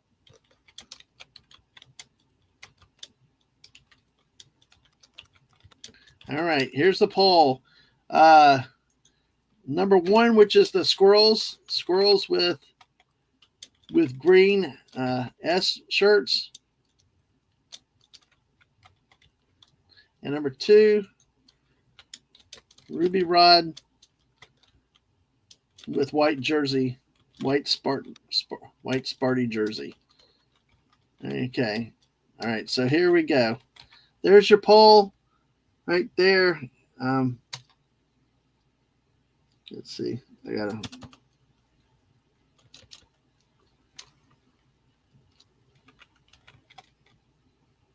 Let's see. God dang it! All these limited characters. That's the problem. Yeah. Yeah. You have to be patient. All right, there's the poll. Yeah, you gotta be patient. We're old men. We're old men that don't know technology. Oh my gosh. All right. Hey, we got people. Okay, folks. Okay. Athletic wise, I'm number one. There you go. Let me put hello, citrus. How are you? Fruitcakes. I love fruitcakes. No, we are voting on the poll. If you see it out there, which one? This number one to send to JT Kirk by Fallout Dave. This one with the squirrels with Ruby Rod with the green Michigan State shirts, or go ahead with number two. Ruby Rod with the Sparty shirt. That's what. Oh, Figgy. Hey, Ruby. Oh, Figgy, do you love Fifth Element too? Oh, you got to do your stream one day, Figgy, in all voice of Ruby Rod. Ruby Rod. That'd be awesome. Great to see you, Figgy. I don't, I think you. Speaking of fruitcakes, what is that? It's Ruby Rod. There you go. Well, the story, folks, is JT Kirk got really upset, but in fun, when I shared once a meme of It's out there. You can find it. The Next Generation bridge. I'll stand by here. He's the ensign up front. Captain, it's the Borg. It's like, God, it was hilarious. It was like, no. Oh, yes, Figgy, Ruby Rod. We got to have a watch party with that damn gun movie. Figgy, if we have a stream about that movie and talk about it, you got to come on. Yeah, it's super green. Super green. Mr. Angel said, "Oh, you do it on screen? Yeah, that ain't gonna work with me." Okay, Ruby Rod. Okay, you don't have. Yeah, that's the thing is you got to be able to see the shirts, Mr. Angel. One of them has choice number one has Ruby Rod from Fifth Element with his assistant looking from the side with two squirrels on each shoulder, each with a green S jersey, like for Michigan State Spartans. The second one though is the same picture. But Ruby Rod's wearing a white Michigan State jersey shirt with Spartan helmets on it. That's white. So those are the two choices. You can, if that's the best I can tell you with the description that we've got here. So it's like, oh God, that's hilarious. I have absolutely no clue what I just voted for. Okay, hey, you do what I do. So hey. Wow, Fifth Element is maybe my second or third standalone movie. Hey, guess what, Figgy? You always say we don't have. We got Disney and we got this movie to talk about when time happens. But folks, Wes, put Figgy's link in there for me out there, folks. If you're not subscribed to Figgy, go subscribe over to Figgy Place. She's getting really close to 200 subscribers. Please go do that if you have not done that. Sashi, there are some people that don't like the Fifth Element. It's a movie that actually I had to grow into liking. Oh, really? I loved it. It was too freaky for me, but I had to watch little segments and all. And I think once I came across Ruby Rod finally, that's what started bringing me in. So, Mr. Angel said is his favorite. Nice. Wow. Nice. I liked it from the beginning. So, yes. Sashi's asking, will be issued multi-passes. Yeah, on the Lulu watch Dallas multi-passes. I have got to talk to the missus about that. Maybe we'll do a watch-along party with me and her one night earlier in the evening. Because I know on Friday night she does the late night. Maybe we can do this another time over here. So, all right. Thank you guys for that idea. So, but yes, you big movie lover. Awesome. Well, actually, folks, we've been talking about some of our favorite movies. We talked about the Midway from 76 and the more recent one, we talked about some of the war movies. But what are some of the other movies you like out there? We'll use that to kind of kick around the topics tonight a little bit. Is that okay, West? Yeah, no. Like, are we? Oh, yeah. She ate chicken good. Chicken good. Yeah. Chicken. And there's Figgy's link, folks. Go do it right now. Let's get 8 people over there to get her to 200. Because she's going to play a new game at 200. So we got to get that done. Lemon pie. Come on. Number 2 had the squirrels go topless. I didn't even think of it like that. But they're sitting on. I mean, it's like, what are they? Well, if you look here, watch. If you look back at number 1, where you see these here, yeah. What? If you go back, it's part of his outfit. See? Oh, yes, I see that now. Yes, it's the collar. It's like the. I was wondering. Okay, I was wondering what the heck. Yeah. Yep. I see it now. They cover it with part of the shirt. It's like Mr. Angel said, there's so much going in the background on Fifth Element, had to watch it several times to get it all. I like this. This thing is so busy that, okay, JT, let me see where the vote is. You can only sub one, alas. Yes. Yeah, and Wes caught that. Yes, exactly. Let's see. Oh, yeah, we got some more movies and TV shows that I'm going to come back to real quick. So, folks, we'll talk some movies if you want to or things that you like. Let me check the poll real quick. See. somebody swinging on it? We got 7 votes already. Cool. We got the first one with squirrels with green shirts. They got 43%, and the second one with Ruby Rod with white Sparty shirt has 57%. Yeah, closer than I thought it might be. But it looks like it's a 4-3. Looks like it went 4-3. You probably got 3 votes for number 1, 4 for number 2. Yep. I see. I think all movies. I don't necessarily agree that all the newer movies don't have member lines, because I tell you what, my favorite one was, and I annoyed my wife with it. I'm Mary Poppins, y'all. She's like, shut the hell up. Stop that. I did that in friggin' when we went to see Rise of Skywalker when Leia flew through the air. I screamed that out loud, and my kids started hitting me like, "Shut up, Dad!" Like I'm like, "Screw this shit." I was like, "I mean, really? Floating Princess Leia in the?"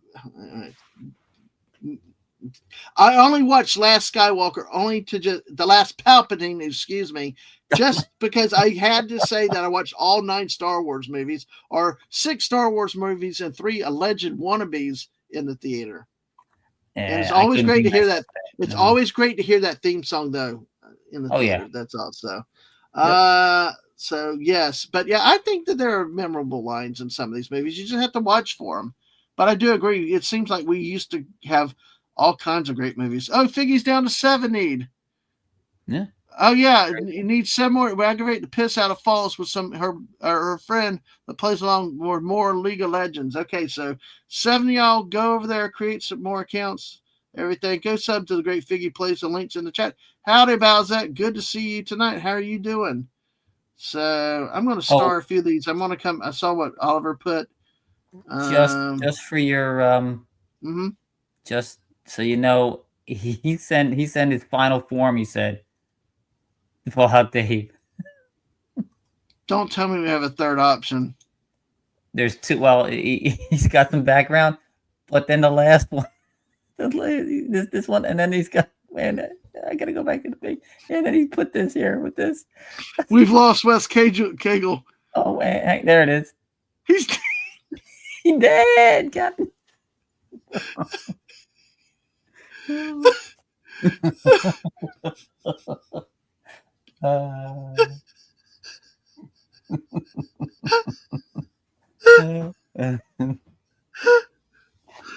It's not he's dead, Captain. He dead, Captain.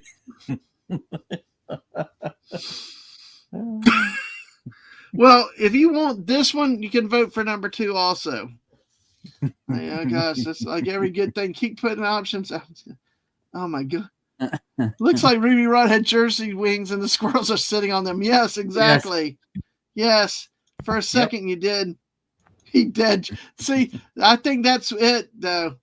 You updated it for but in your tweet, you need to put all caps, "Let's go Sparty." Okay? And then that can be it. Go ahead. We got our winner though.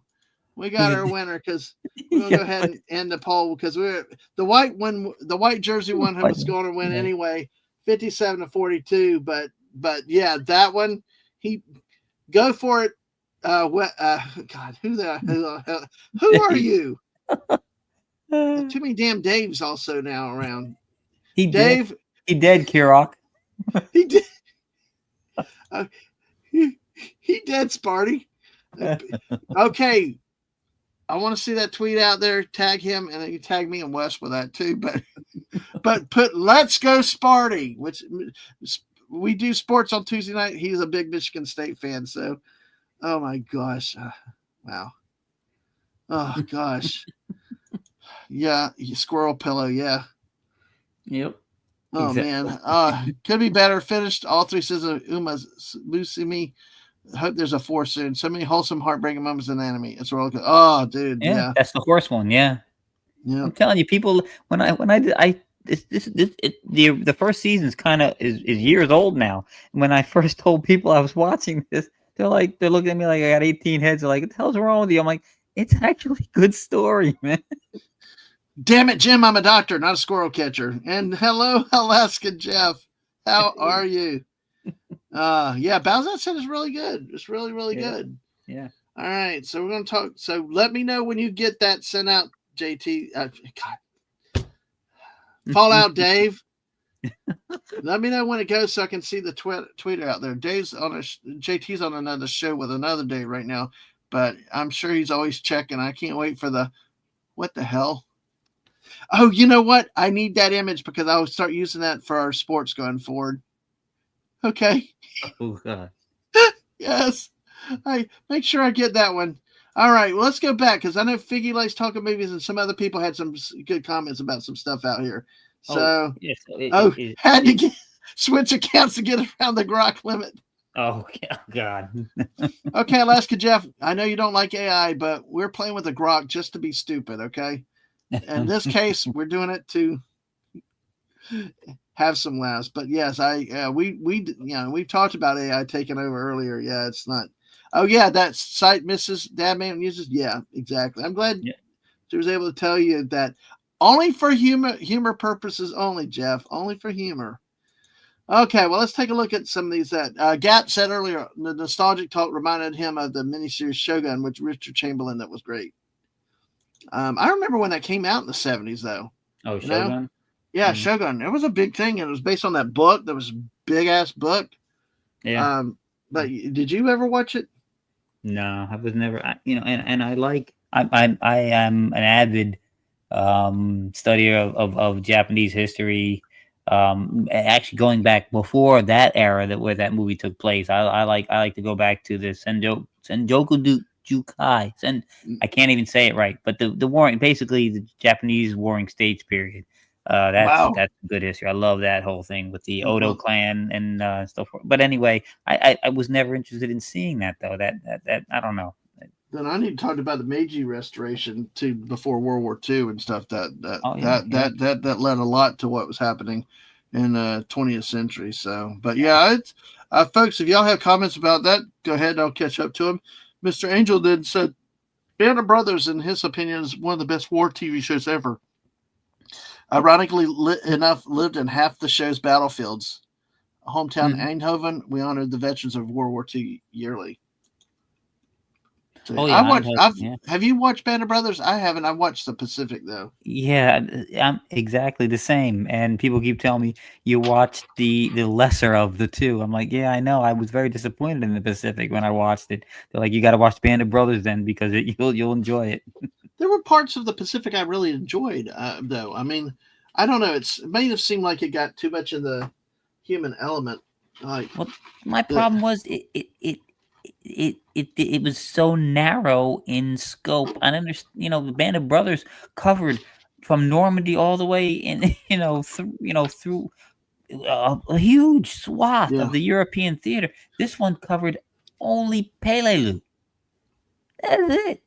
and a little bit of Guadalcanal. There wasn't much Guadalcanal Oh either. yeah, they mentioned, they showed a little, that's where I first actually got to to learn a little bit more about Barcelona, but Yeah, yeah, I did see about that. Yeah, that was very interesting with that, and I've heard about him on that Pacific podcast I watch.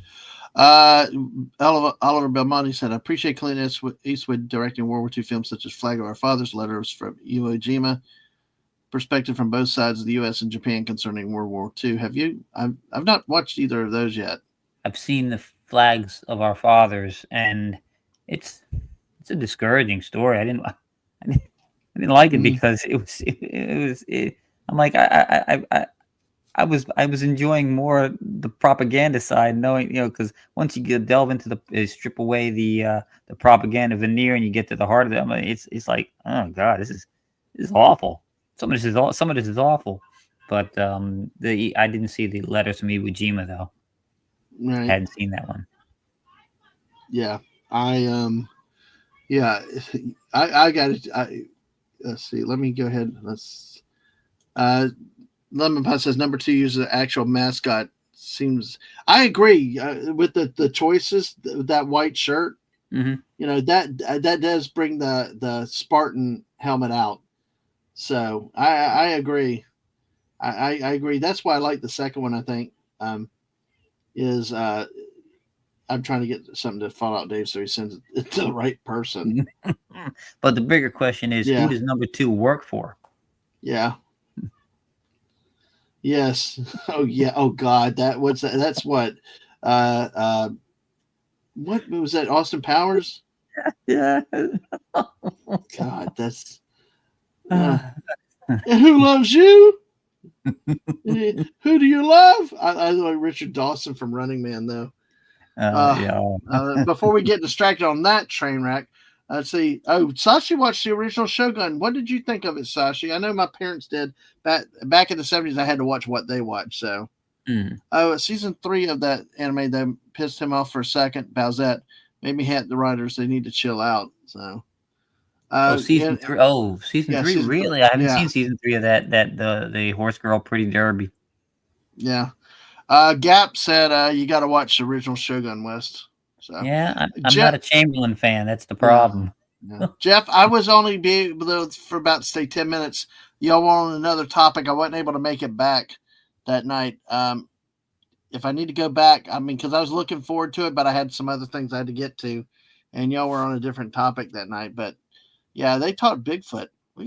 You know what, Jeff? We have to do another stream soon coming up. Let's DM and maybe I'd love to have you on to talk Bigfoot because I got questions. I was trying to get somebody to talk to me or have their spouse talk to me about Bigfoot, but it never worked out. But hey, if you're willing to come on and talk Bigfoot, Jeff, I'm all for it. No, I'd love to. I got questions. I remember watching the movie he was talking about. There was 2 of them. I guess there must have been 2 because the one I saw was Return to Bogey Creek. Scared the bejeebus out of me. I was only 8 years old or something, or 7 years old or something. So. Oh, it's like, hey, try watching Trilogy of Terror at 5. You know. Yeah. I told you when I was up in the middle of the night to go to the bathroom. I was like 6 years old, 5 years old, and that bumper for Chiller Theater came by with the hand coming up out of the swamp eating the letters. I'm like, I didn't sleep for a week. See, now that y'all mention it, I don't think I finished all the episodes of the Pacific. It sort of bogged down in all the new recruits. I don't know. There was just something with it that bogged. It wasn't really. It just seemed to be a talking movie with a little bit of shooting. At least it seemed like what it got to. Yeah, it was, and it just kind of bogged down. And I don't know. But either way, that's still. There's apparently a 3rd series now where it was dealing with the air war. The Air Force. It's an Air Force. Like the Pacific is the Marines. The Band of Brothers was the Army, the Easy Company specifically, and this one I don't know what unit. I don't know which Air Force unit, but I think it's there's an Air Force one made by the same people. I forget what it's called. I should look it up. God. By the way, let's see. Oh crap! My phone's my computer's taking a coffee break a second. So let's see. Let's see. Let's see. Now I'm all over the place. So Mr. Angel's back on Fifth Element. He said that you have to understand Fifth Element has a deep root in European graphic novels like Meta Baron and Mobius. The atmosphere of the movie is derived from that. I'm not familiar with those, but are you, West? Wait, hang on a second. I was looking that thing up. So Sashi got my answer. I was just getting the answer when Sashi got it. But say that again. Bigfoot. What movies was it? No. Fifth Element. Oh, Fifth Element. Okay. It had a deep root in European graphic novels like Meta Baron and Mobius. Oh, I don't know either of those. So yeah. Okay. No. Well, interesting, Mr. Angel. Yeah, we don't know.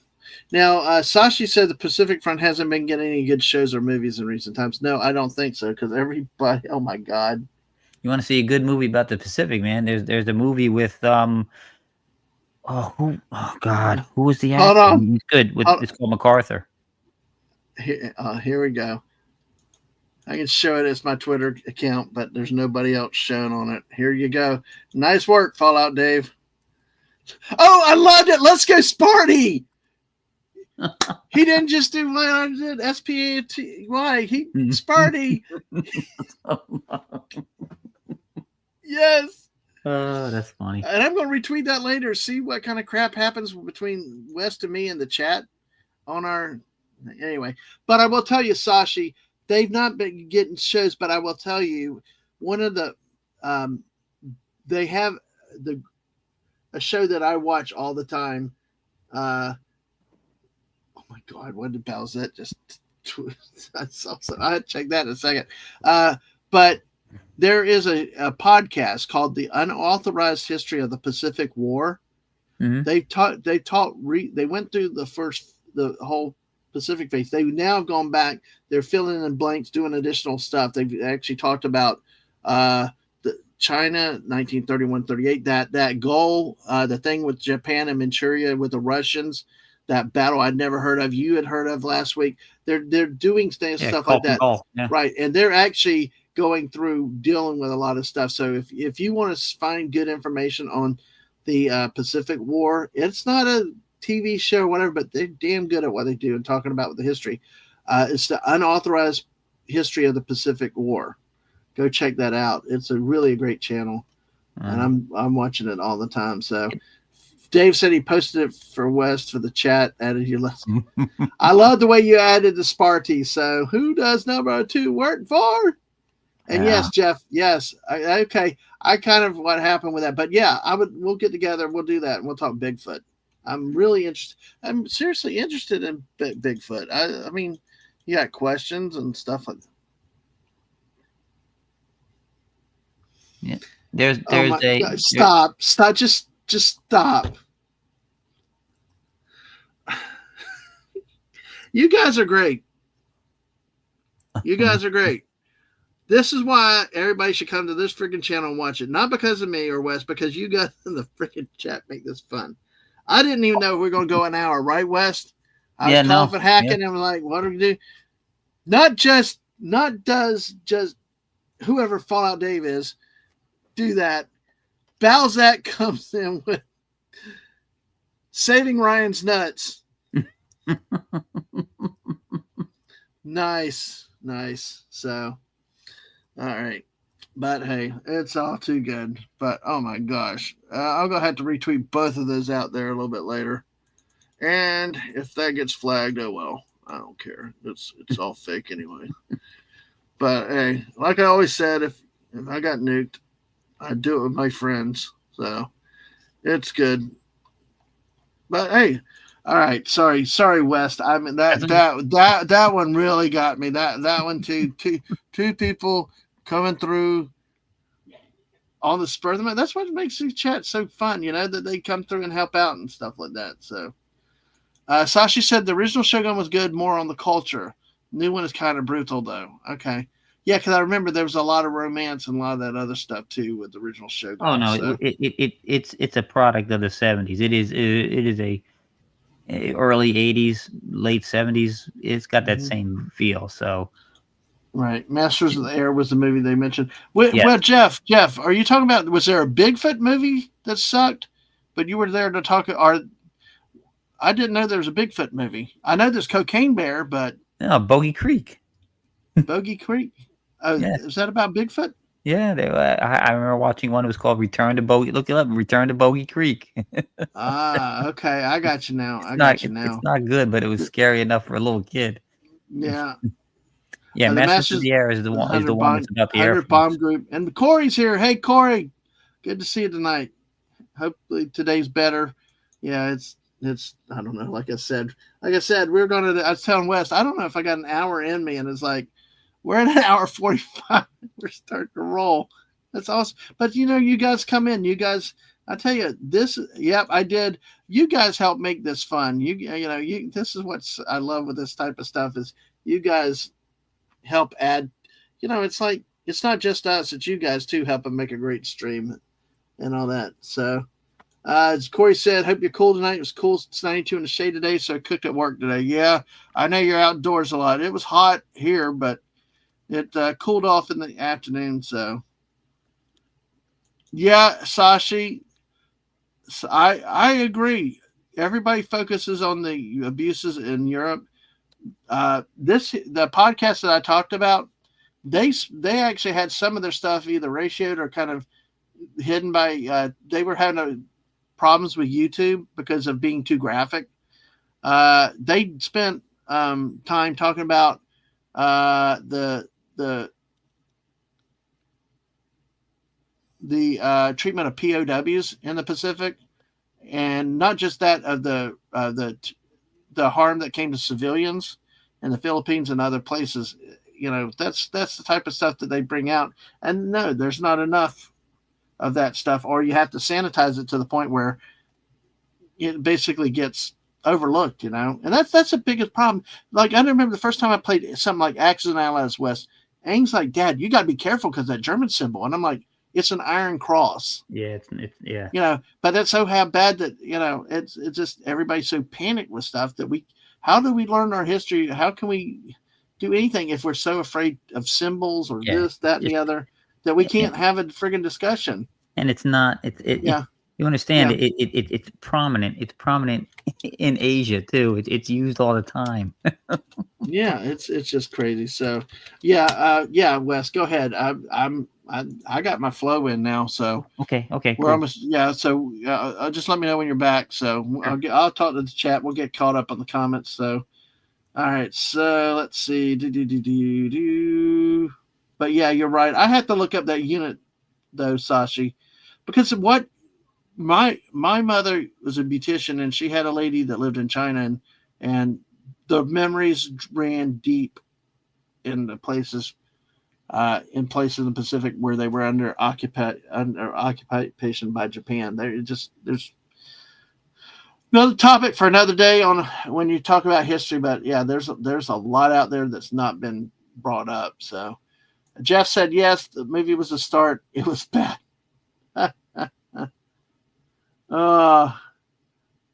I don't know, but apparently that's now on my Twitter feed. Our Saving Ryan's Nuts is what it is. But yeah, let's see. Need to watch the Bigfoot versus Kevin the Squirrel vlogs. Oh, that sounds fun. That sounds fun. Oh yeah, see this. The Man in the High Castle was based on Philip K. Dick's novel of the same name. Lukewarm on the show as a views on what if the Axis powers won World War II. That is a show. Thank you for reminding me of that. I didn't realize it was that old. I did get into that for a while, and I don't know. I just kind of lost interest, I think, or got busy on stuff or something. But yeah, I don't know. I could try to go back and watch it again, but I don't know. I just at the time it was on my radar, but yeah. But yeah, it was really an interesting concept, I will say. Corey says down to chilly 87 now.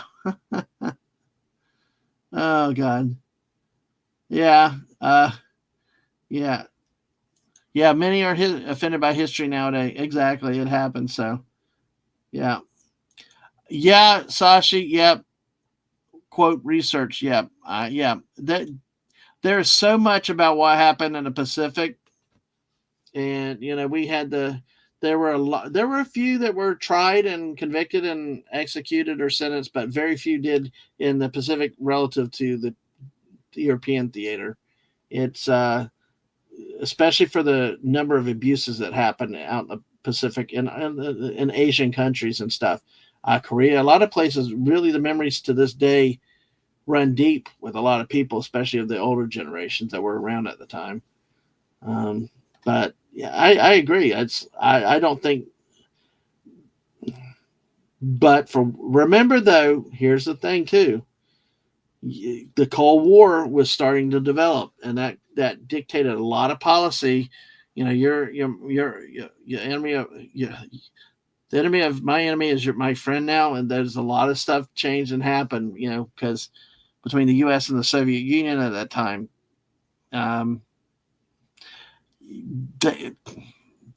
Lots of things happened that should have been dealt with that were not. But it's anyway. It is interesting. But hey, thanks everybody. Y'all been here a great audience so far tonight. Great having you guys around. It's just a lot of fun. We are at almost 2 hours. That's what's so fun. I was telling, and actually I'm feeling better now. That's what's so funny, because I was literally when Wes jumped on, I was having some coughing fits and stuff and not feeling good tonight. And like, boom, it's like, we got the adrenaline, we got it going. We've been all over the place between movies, history, and all kinds of stuff, guys. And I appreciate all the input. You know, if we run over a topic that you want to talk a little bit more, we go back. If it's a movie or if it's something else, feel free. We'll approach it. We'll take a further look at it. It's all good that we can do that. Let's see. We got Wes is taking a break for a moment, so that's a good sign. Yeah, but see, then again, folks, this is the case where if we had the potty gaming chair, somebody would not have to leave the stream. We could stay here and keep going, and it would not be a bad problem. Just keep. Oh my God! As I was scrolling I was trying to shut my Twitter down because of Fallout Dave and Bowsette. Somebody just a tweet posted the thing towards post a character who stole a film, and who pops up? Pandas! Ruby Rod. Oh my God, that's like. I'm just laughing at that. So, all right. So, that's. Oh crap! I did not mean to do that.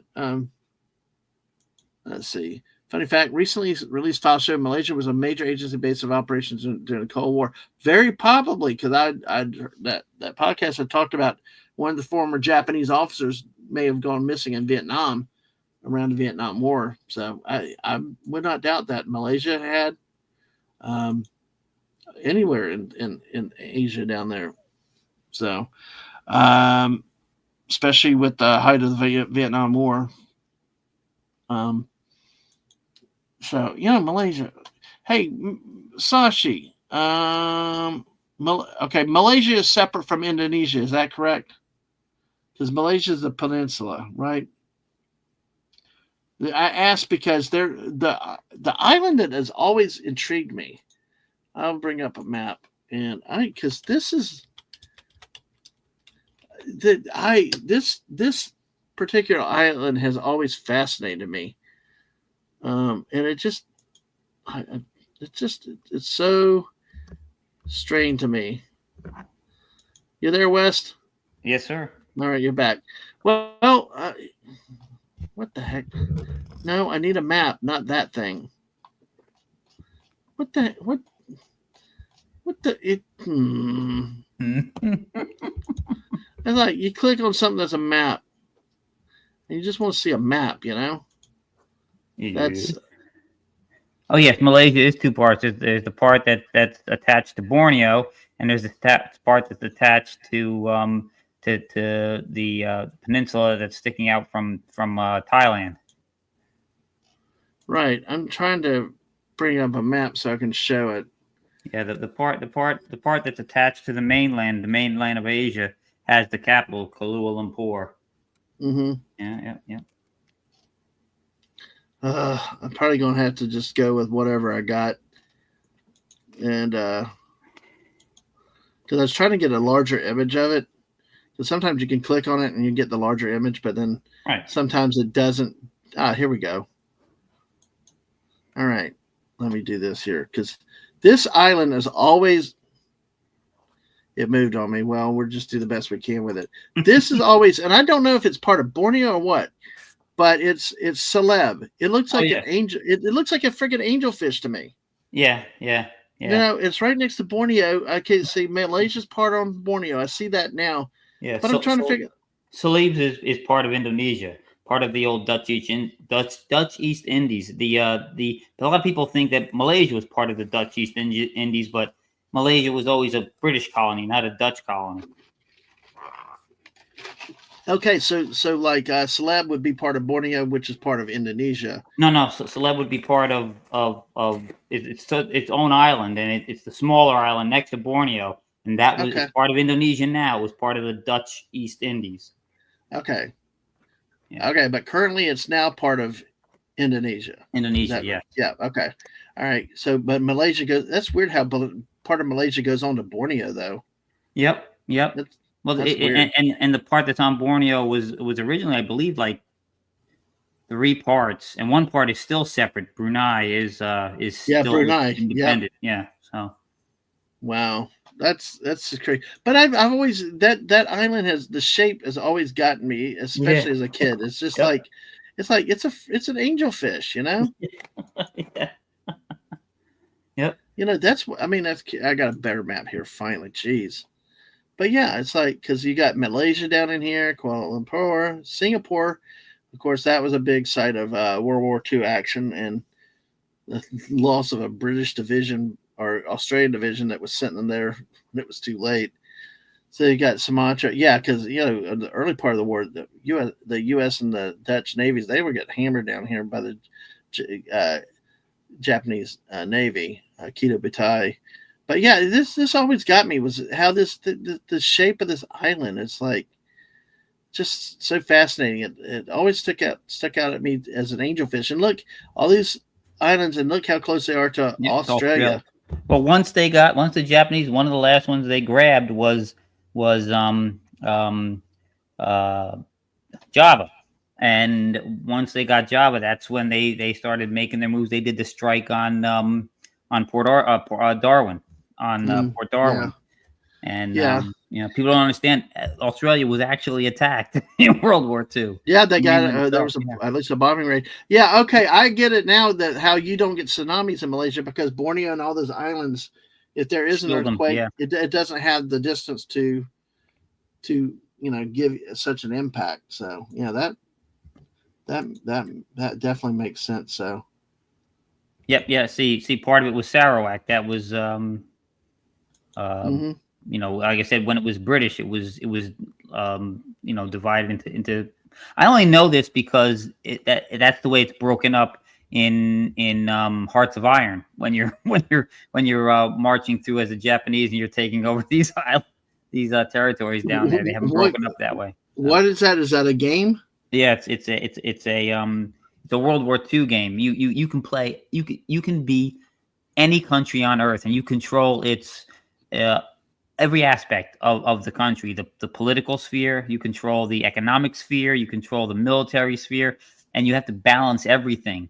Because there's money. Everything needs money. You have to have resources to build anything, and then you have to have you have to produce things, and they take time. You only have so much industrial capacity, and you can only build so many things, and it takes a long time to build some of these things. Oh, absolutely, yeah. And Sashi. really good. Sashi's right. The peninsula of Malaysia was overrun by Japanese army on infantry on bicycles. Yep, they did. Yep. They did. One of the biggest sites of British incompetence on the defense of Singapore and Malaysia. And I believe it was an Australian division that got shipped there, put there right on the end they got there just to surrender. It's like, what a waste. What a waste. And Mr. Angel does touch on a serious topic, though, about the ships of the Dutch and British Navy that were sunk, illegally salvaged a few years ago. Yes, exactly. Because they are war graves. Yeah. And they should be treated with respect and not touched. Hey, that's why you can't.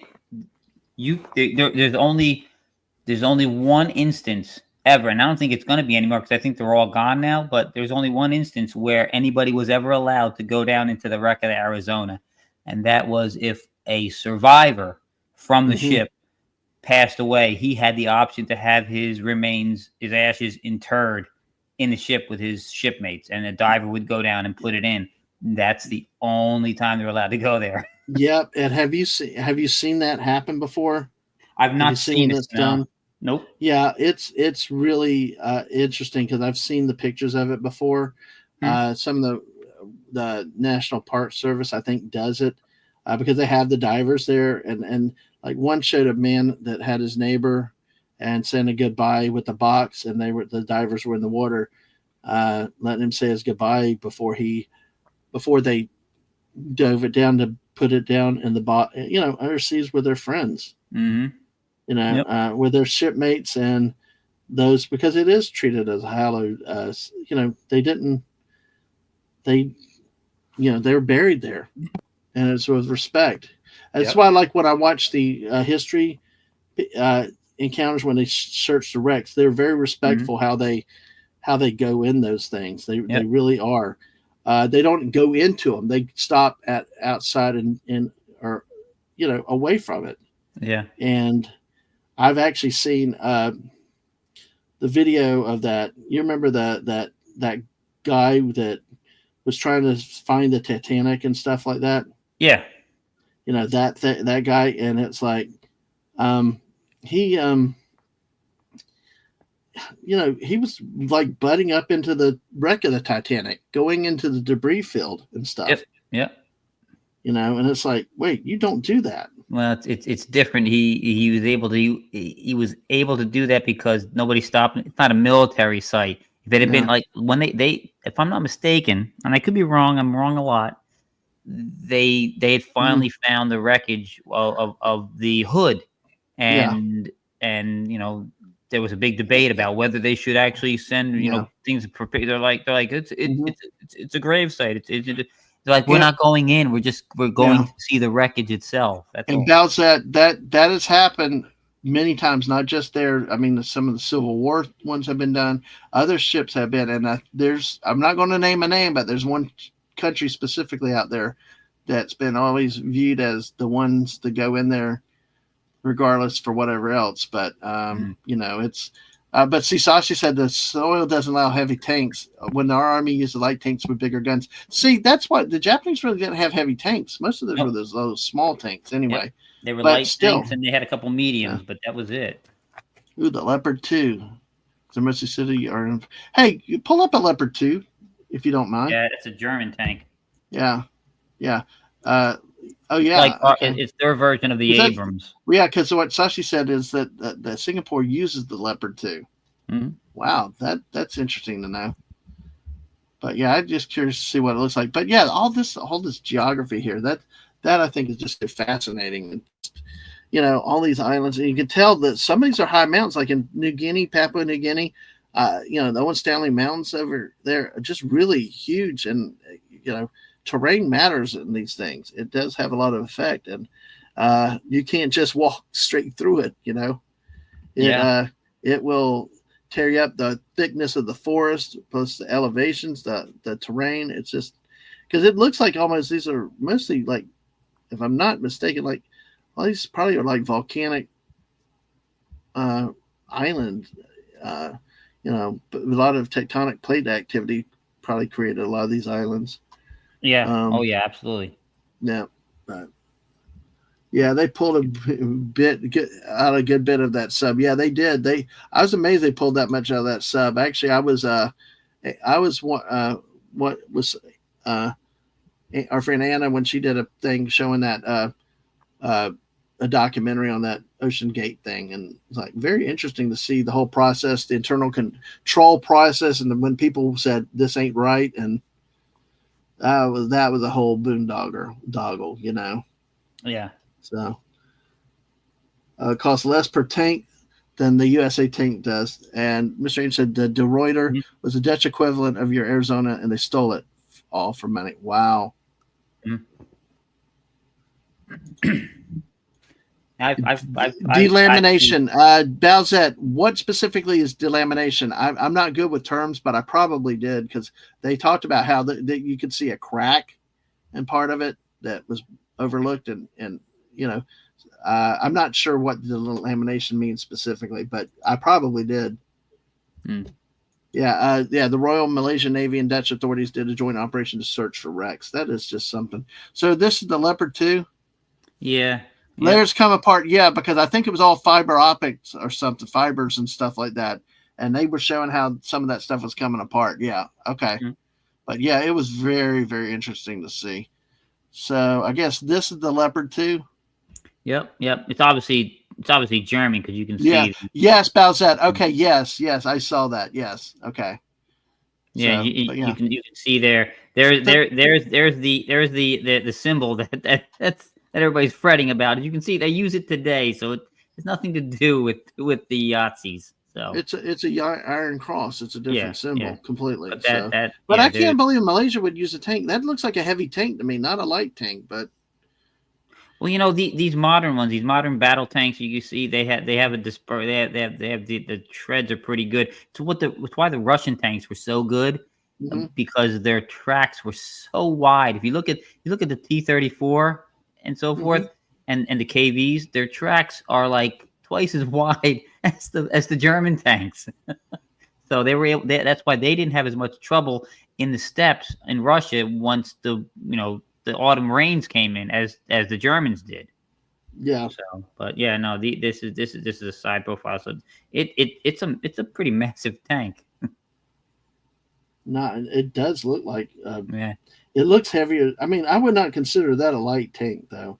Yeah. But then again, that's me. I don't know. Yeah.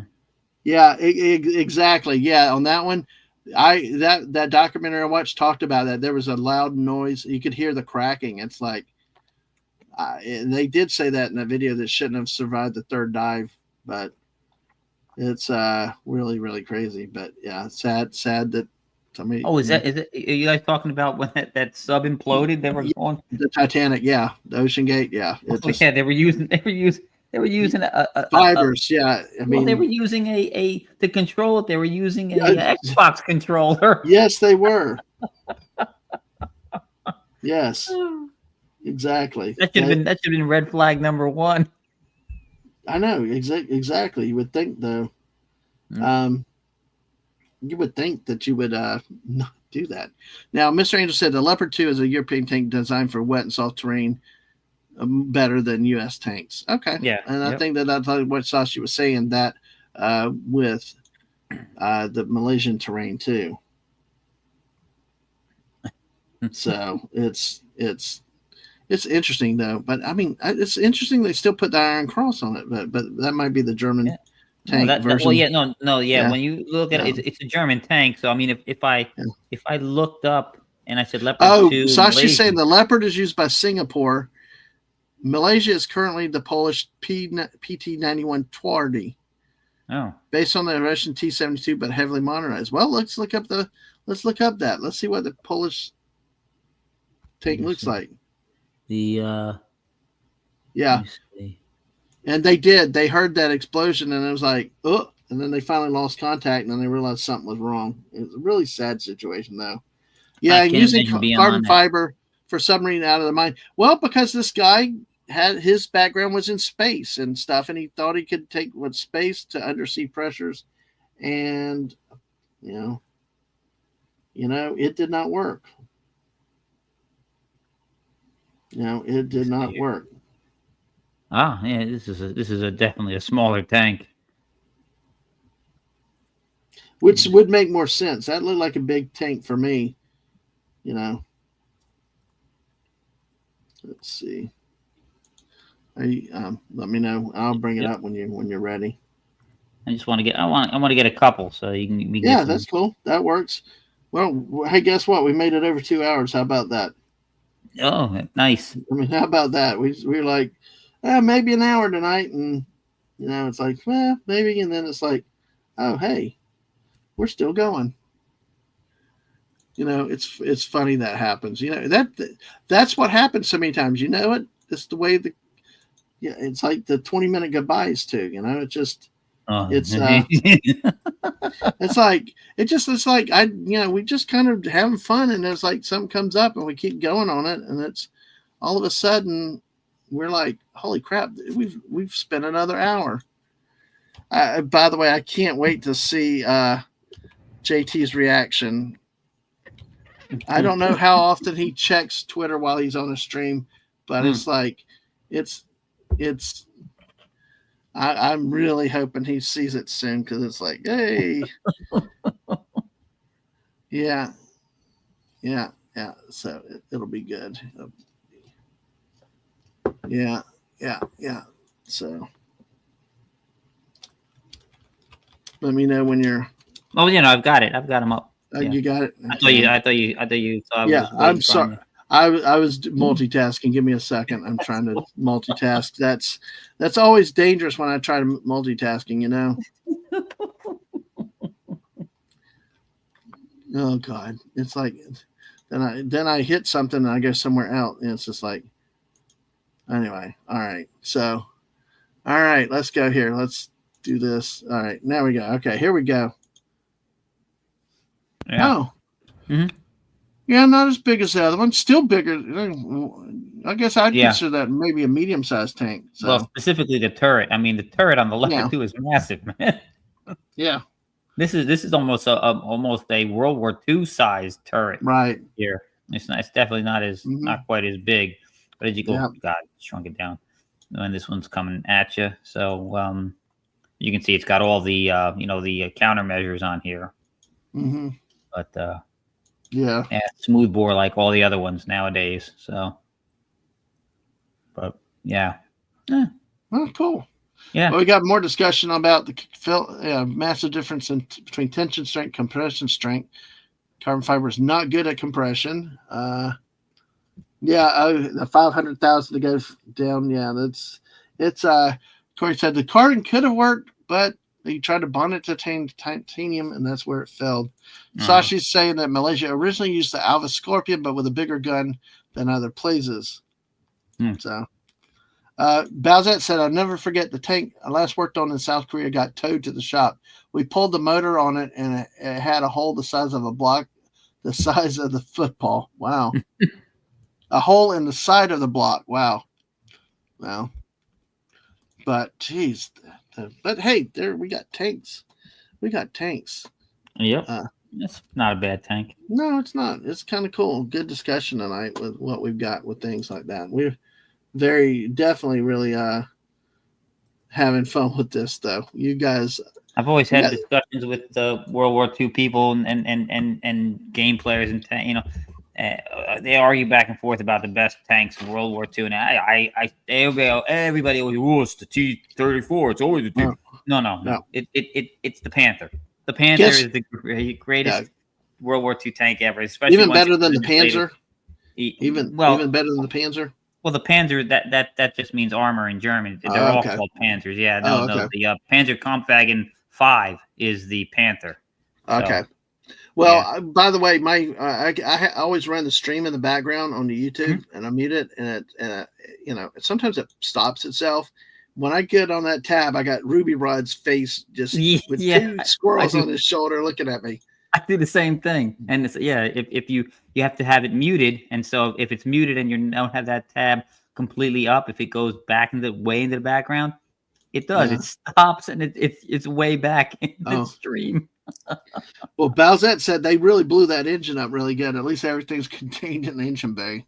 Wow, it was just like, wow, that had to be something. Oh, Sashi likes tanks. Cool. My favorite model kits are tanks. That's nice. Oh, very cool. What you need to do is see if the missus will get a Lego tank. Yeah, cool. Yeah. Every dive you had to do a good look over, and they were not doing that. They had actually they actually ignored a safety check after a dive, even when they heard the cracking. So, oh god. Yeah, it was. There's a documentary out there that's pretty good about that and what had happened. So it's what happens. You just kind of. I don't know why anybody would want to risk their life like that. I mean, it would be nice to go down there and see some of these wrecks. It really would. Yeah. But is it really worth possibly never making it back to the surface? Yeah, well, some of them are really deep. Yeah, and you got to go like hours and down. Because the USS Johnston and Samuel B. Roberts were just found a few years ago. They were battled off Samar. They're coming the destroyed escorts, which really weren't even destroyers. If you read the stories about those two ships, what gallantry with those. They weren't even ordered to attack the Japanese cruisers and battleships coming, but they got in the fight anyway. They found let me see the depth of it. Because they found one, I think they found the Johnston, then they found the Samuel B. Roberts, even lower than the Johnston was. Yeah, I'm telling you, that battle, when they went to defend Taffy 3, yeah. Taffy 3. Yeah, man, them destroyers. The Japanese fleet thought they must have been fighting battleships because they're like, these guys are just charging at us like nuts. What the hell what is with these Americans? Sacrifice themselves like samurai they do. The Samuel B. Roberts. I'm trying to get the information. It's opening. Sorry, it takes a while. So, now. Let's see.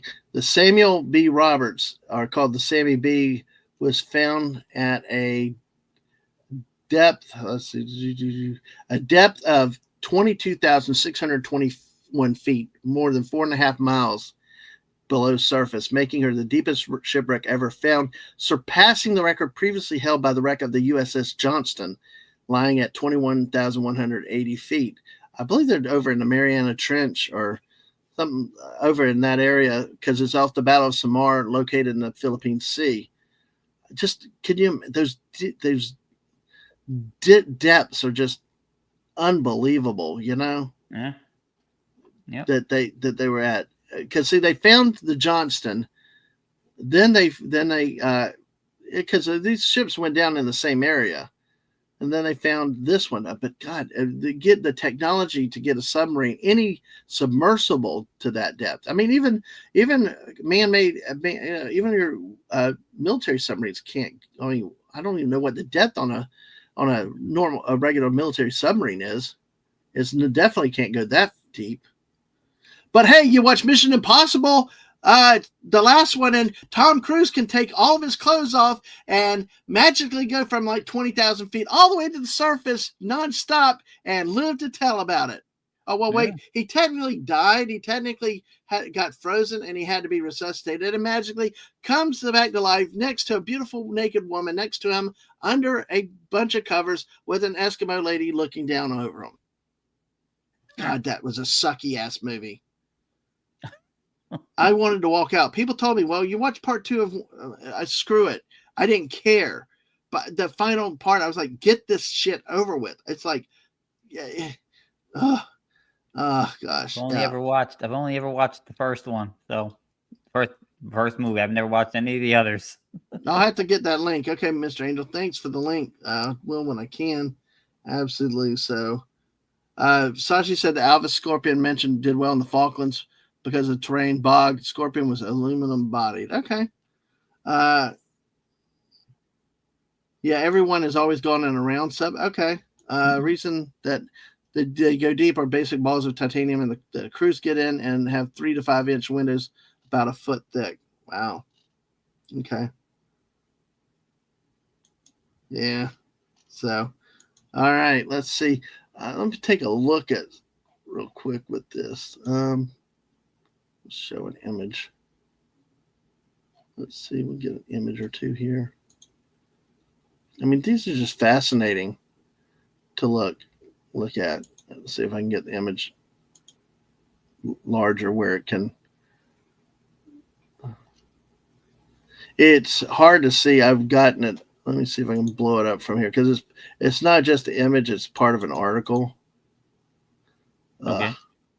Here we go. This is kind of this. If you know the story about the Taffies and what these destroyer escorts do, these things had maybe 1 5-inch gun, or maybe 2, one on bow, one on the stern. They're all single. Yeah. They're all single-barreled turrets. Right. Not even double barrels. Yeah. These were not even ordered to be part of the destroyer's screen attack. The destroyer escorts went in. Their missions were to go submarine duty primarily, you know, and that's how it was.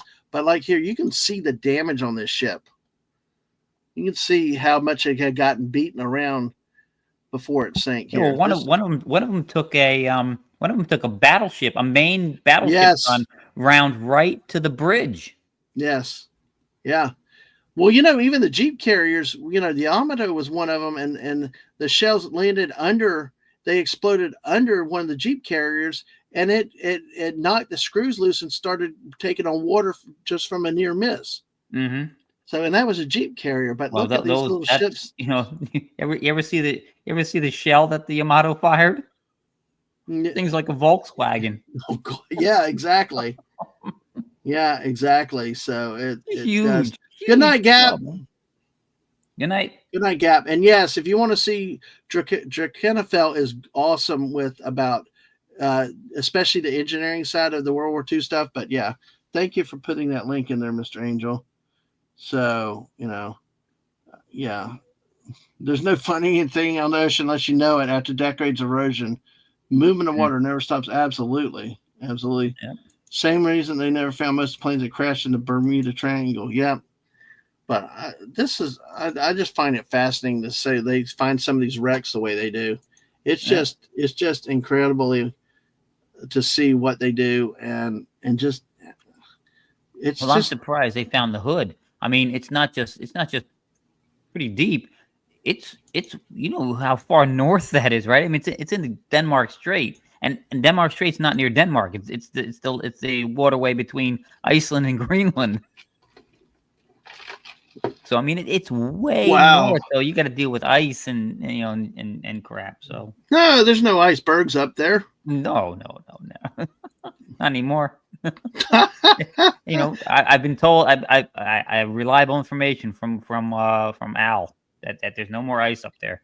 No more ice. No more polar bears either. They're all scrawny and dying off. They can't swim. That's the thing is, and that's been proven wrong. These daggone polar bears can swim for miles and miles and miles. Yeah. Don't try to get away from them by swimming away. Yeah. Sashi said, I like that Volkswagen as a unit of measurement. They even use it to show the size of the GAU 8 mounted on an A10. Yeah. But yeah, that's what I've heard. I mean, those 16, I think the Yamato had an 18-inch. I mean, whereas the Iowa classes were 16-inch, the Yamato was 18-inch, and it was was like shooting a.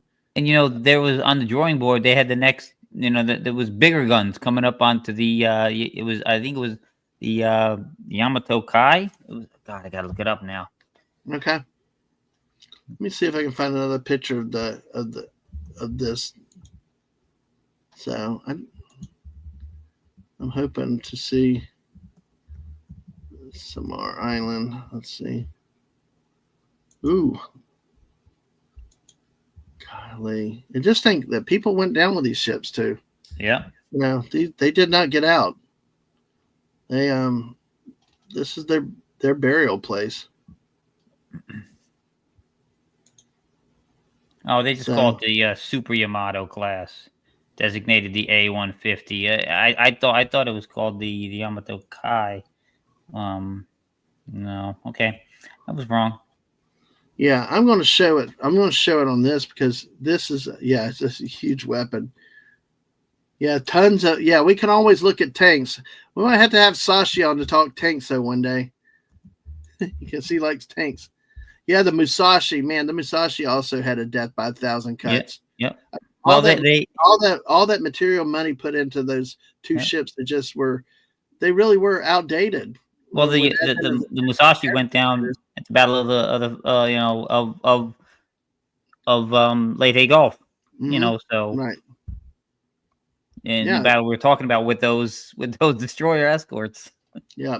By the way, here's one of those 5-inch guns here on the deck of the Samuel B. Roberts. But look at look how it bent. I mean, all that's thick metal, and that's how much of a golly. Just geez, the damage. I mean, the impacts to fall to get bent like that. So yeah, 20-something thousand feet. Like here, there's the torpedo tubes. It looks like. Just they said that they found a general or admiral's car at the wreck of the Yorktown.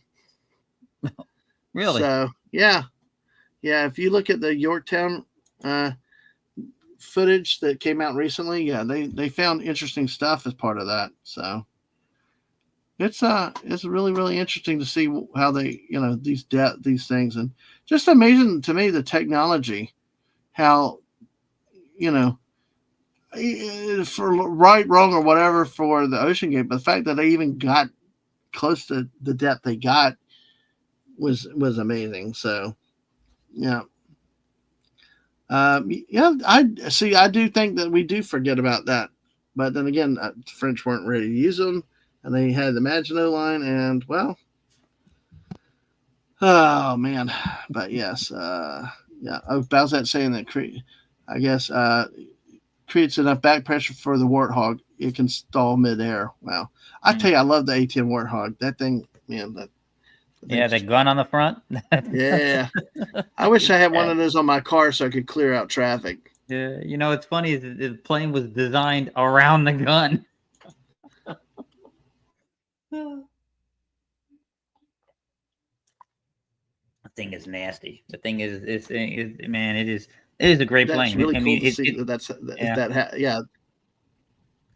It's a boss of a plane, man. It what do they call it? They call it the flying brick or something. It's it's ugly, it's slow, but it does the job. It's just mean. And it's got those huge engines on it too, man. Oh yeah, yeah. Well, Bowsette said they've worked on those engines, so yeah, it's A10 is a plane built to house the weapon. Yeah, Yes, it is. Yeah, Bowsette said your car wouldn't be able to move. No. Yeah. No, Pastor Dadman likes a leopard tank because when he first met Mrs., she was wearing wet leopard print pants. Yes, yes, Lemon Pie, you remember. So, see, that's the Warthog can take multiple direct hits and not spring a fuel leak. Yep. Yeah.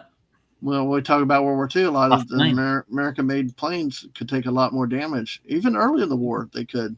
Well, they had, that's how the Zero had the advantage at first. It forewent a lot of the stuff that the Americans had, like bulletproof windshields, extra armor, and self-sealing fuel tanks. Mm-hmm. And they got great maneuverability.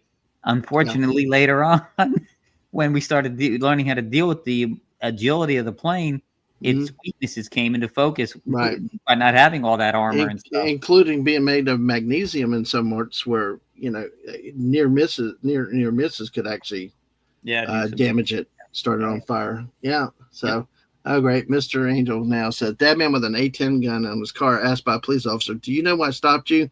Dadman, because I allowed you to." Yeah, that's true. That's good. Well, we'll go for about 5 more minutes. Man, we still got 10 people here. Thank you, everybody here. We'll go ahead and start to wrap up in a few minutes, I think. But hey, thank you, everybody that's been here tonight. It's been fun. Wes, Wes, I'm telling you, well, I'm coughing, I'm hacking, maybe 10 minutes. I mean, maybe, what was it? Maybe an hour. Half an hour, maybe an hour. We'll push it to maybe. Yeah, and it's like, now 2.5 hours later, it's like, damn. And folks, get the word out about our Wednesday night shows, and we'll have more people here. We're a good crowd tonight. We had a good crowd last week, and we just enjoy doing this. And you guys in the chat, everybody, I know we've had people in and out and everything else. That's been really, really good and really adding a lot to it. Wow. Now that's a gun next to the oh, I see. That's 8. Oh my God. Oh, you just get at the 18-inch gun? Bowsette just showed me the A10 Warthogs. Oh, the A10. Compared to the Vulcan cannon or something, man. Yeah, it's twice the length of a Volkswagen. Gee, Manettis. That's crazy. So, Wes, well, let's go ahead and wrap it up. We'll play Where in the U.S. next time we do come together on a Friday. There may be a Friday stream, guys. I've got to figure out if I'm doing it or not. I've been talking about it. We'll play some Where in the USA another time, either next week or on another stream that we do coming up tomorrow night at 7 o'clock. I'll have Erica from Erica and Raph, hanging with Erica and Raph. Husband and wife streamers. You've seen her a lot on Lorena's show with theme parks recently. So come by, stop. She's going to be a lot of fun. Let's find out a little bit more about her, and just come out, hang out, and we'll see what happens. Wes, what about you? What do you got going on? Nothing in particular. I mean, I think the Wednesday stream is the only one that's a regular here when I'm here with you. The other ones, it's I jump on with people, here and there. I was just on. Teague had we didn't even touch about this. During our thing here, I was surprised we didn't touch on it. So now I'm thinking about it.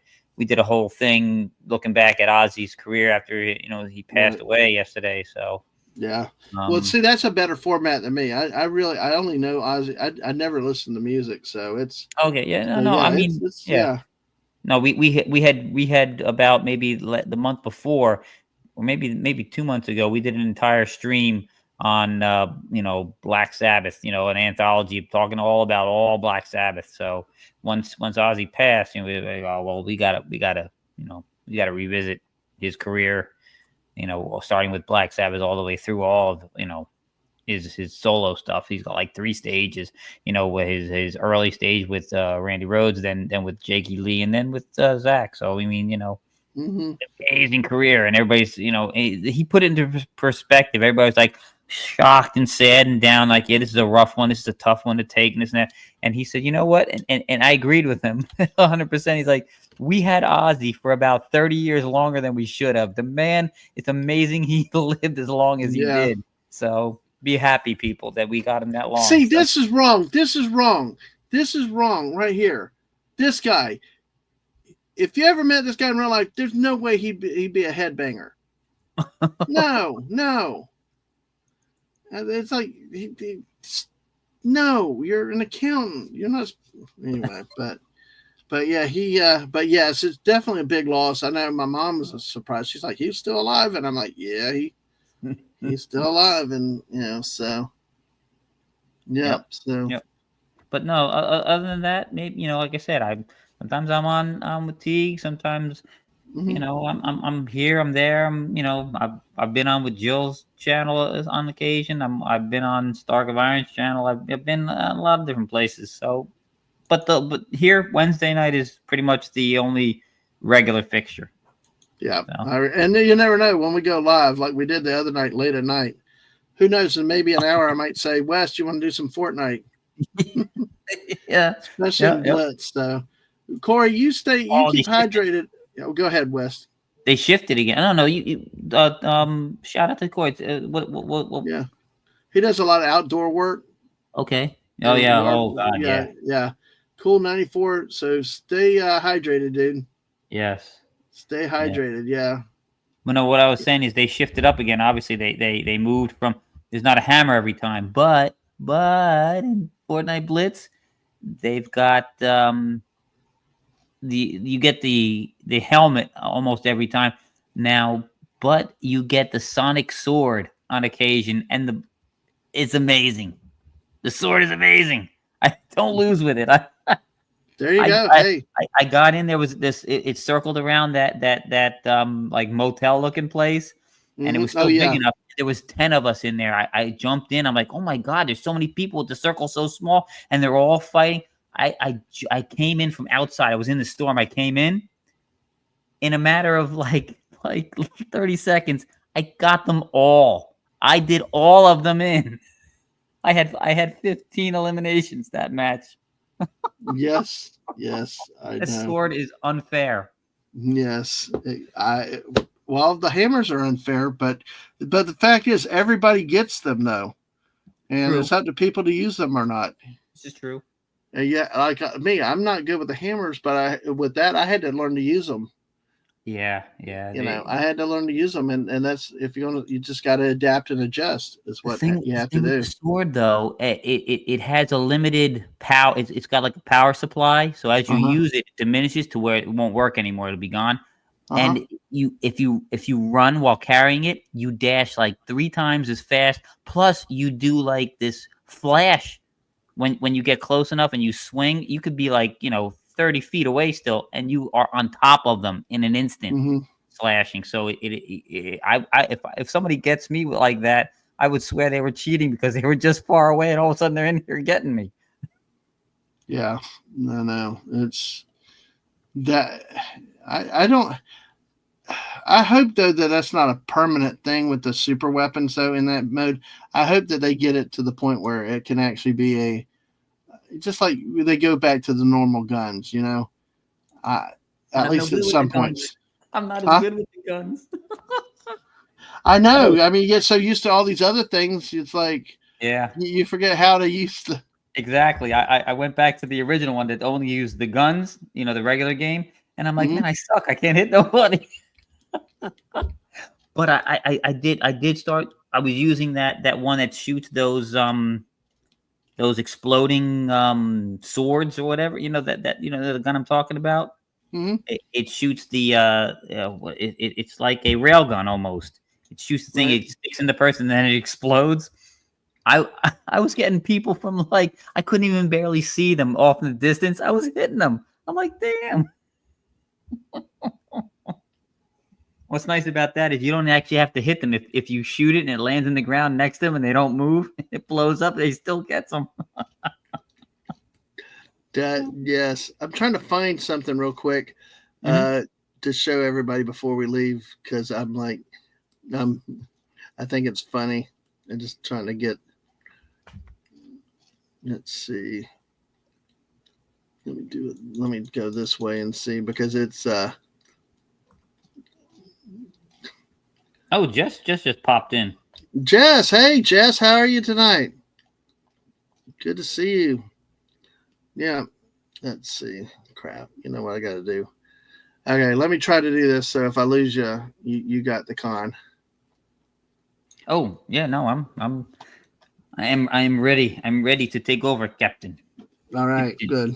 You never know. You always have to be ready with things. So I mean, I'm like, I don't see you now because I had to move one screen from the screen that has a StreamYard, and I'm waiting for it to pop up over there, and I'm waiting for my StreamYard to be visible again because it's screens. But it's worth it. I found something that I thought was worth sharing before we close. Okay. Yeah, no, I see the StreamYards, and you are still here. Yeah. You haven't kicked yourself. So yeah, we got 12 people watching. That's like, oh wow. I mean, that's when it's like, do we really stop or do we just keep going? I mean, I could use a potty game chair in that now.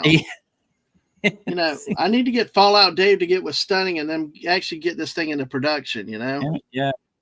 Because I think it would do us very well. Because I'd like to just be able to just not even have to get up. But here, I wanted to share this because I thought this was funny as anything. You know, there's all kinds of museums. You know, Mrs. and I do these, been lurking for a while. That's awesome.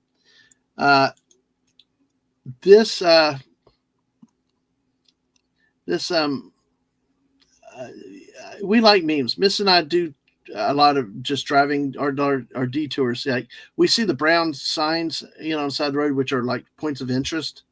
Mm-hmm. And that's how we found Battle of Horseshoe Bend, which was where Andrew Jackson and the Creeks were. Things like that. Just, I mean, where we see a sign and we're going to do that. Well, you know, we got fire museums, naval museums, and everything else. Well, guess what? This meme has best museum ever. Would you like to see the Museum of Fire? Not fire engines, but now, of course, what's weird with it, it looks like everybody's on the wrong side of the road. So this is probably a Photoshop thing or something, but still, because everybody's like, it's a friggin' UK, you know? Yeah. But still, play along with it. It's fun. It's lovely. Well, if you can zoom in at all, you can look at the plate. You can tell if it's in the United States or if it's in Europe. I think it's US. Well, let's see if I can. Let's see. Yeah, it's not really moving in. It won't move in, but yeah. But still, it's worth a laugh, you know. Best museum ever, Museum of Fire. That's always where it's fun. So, all right. Well, we're going to go ahead and get out of here. Thank you, everybody, for being here. We appreciate it. Tomorrow night, 7 p.m., I will be live with Erica, from Erica and Wrath. It'll be fun. Come by and hang out. And also keep checking on the business channel. She is posting daily birthdays and memes and stuff, so please check that out. And you never know, she may do a live stream randomly. Today she did animation with JoJo and Death Note, so keep watching her Twitter or get the notifications on YouTube for when she goes live. Last week she actually streamed while she was doing some yarn work, which I thought was interesting. So all right, on that note, everybody, yeah, you're up late, dude. I know that. It's almost 11, but that's what happens when you don't have to go to work, when you take the week off. But all is good. Thank you, folks, for such a wonderful, fun, unplanned 3 hours tonight that I didn't see coming, and we got a lot of topics covered. And, well, we'll hit them again as you want to, as we do in the future. Wes, thanks again, and we'll catch you later. Yep. Bye all. Take care.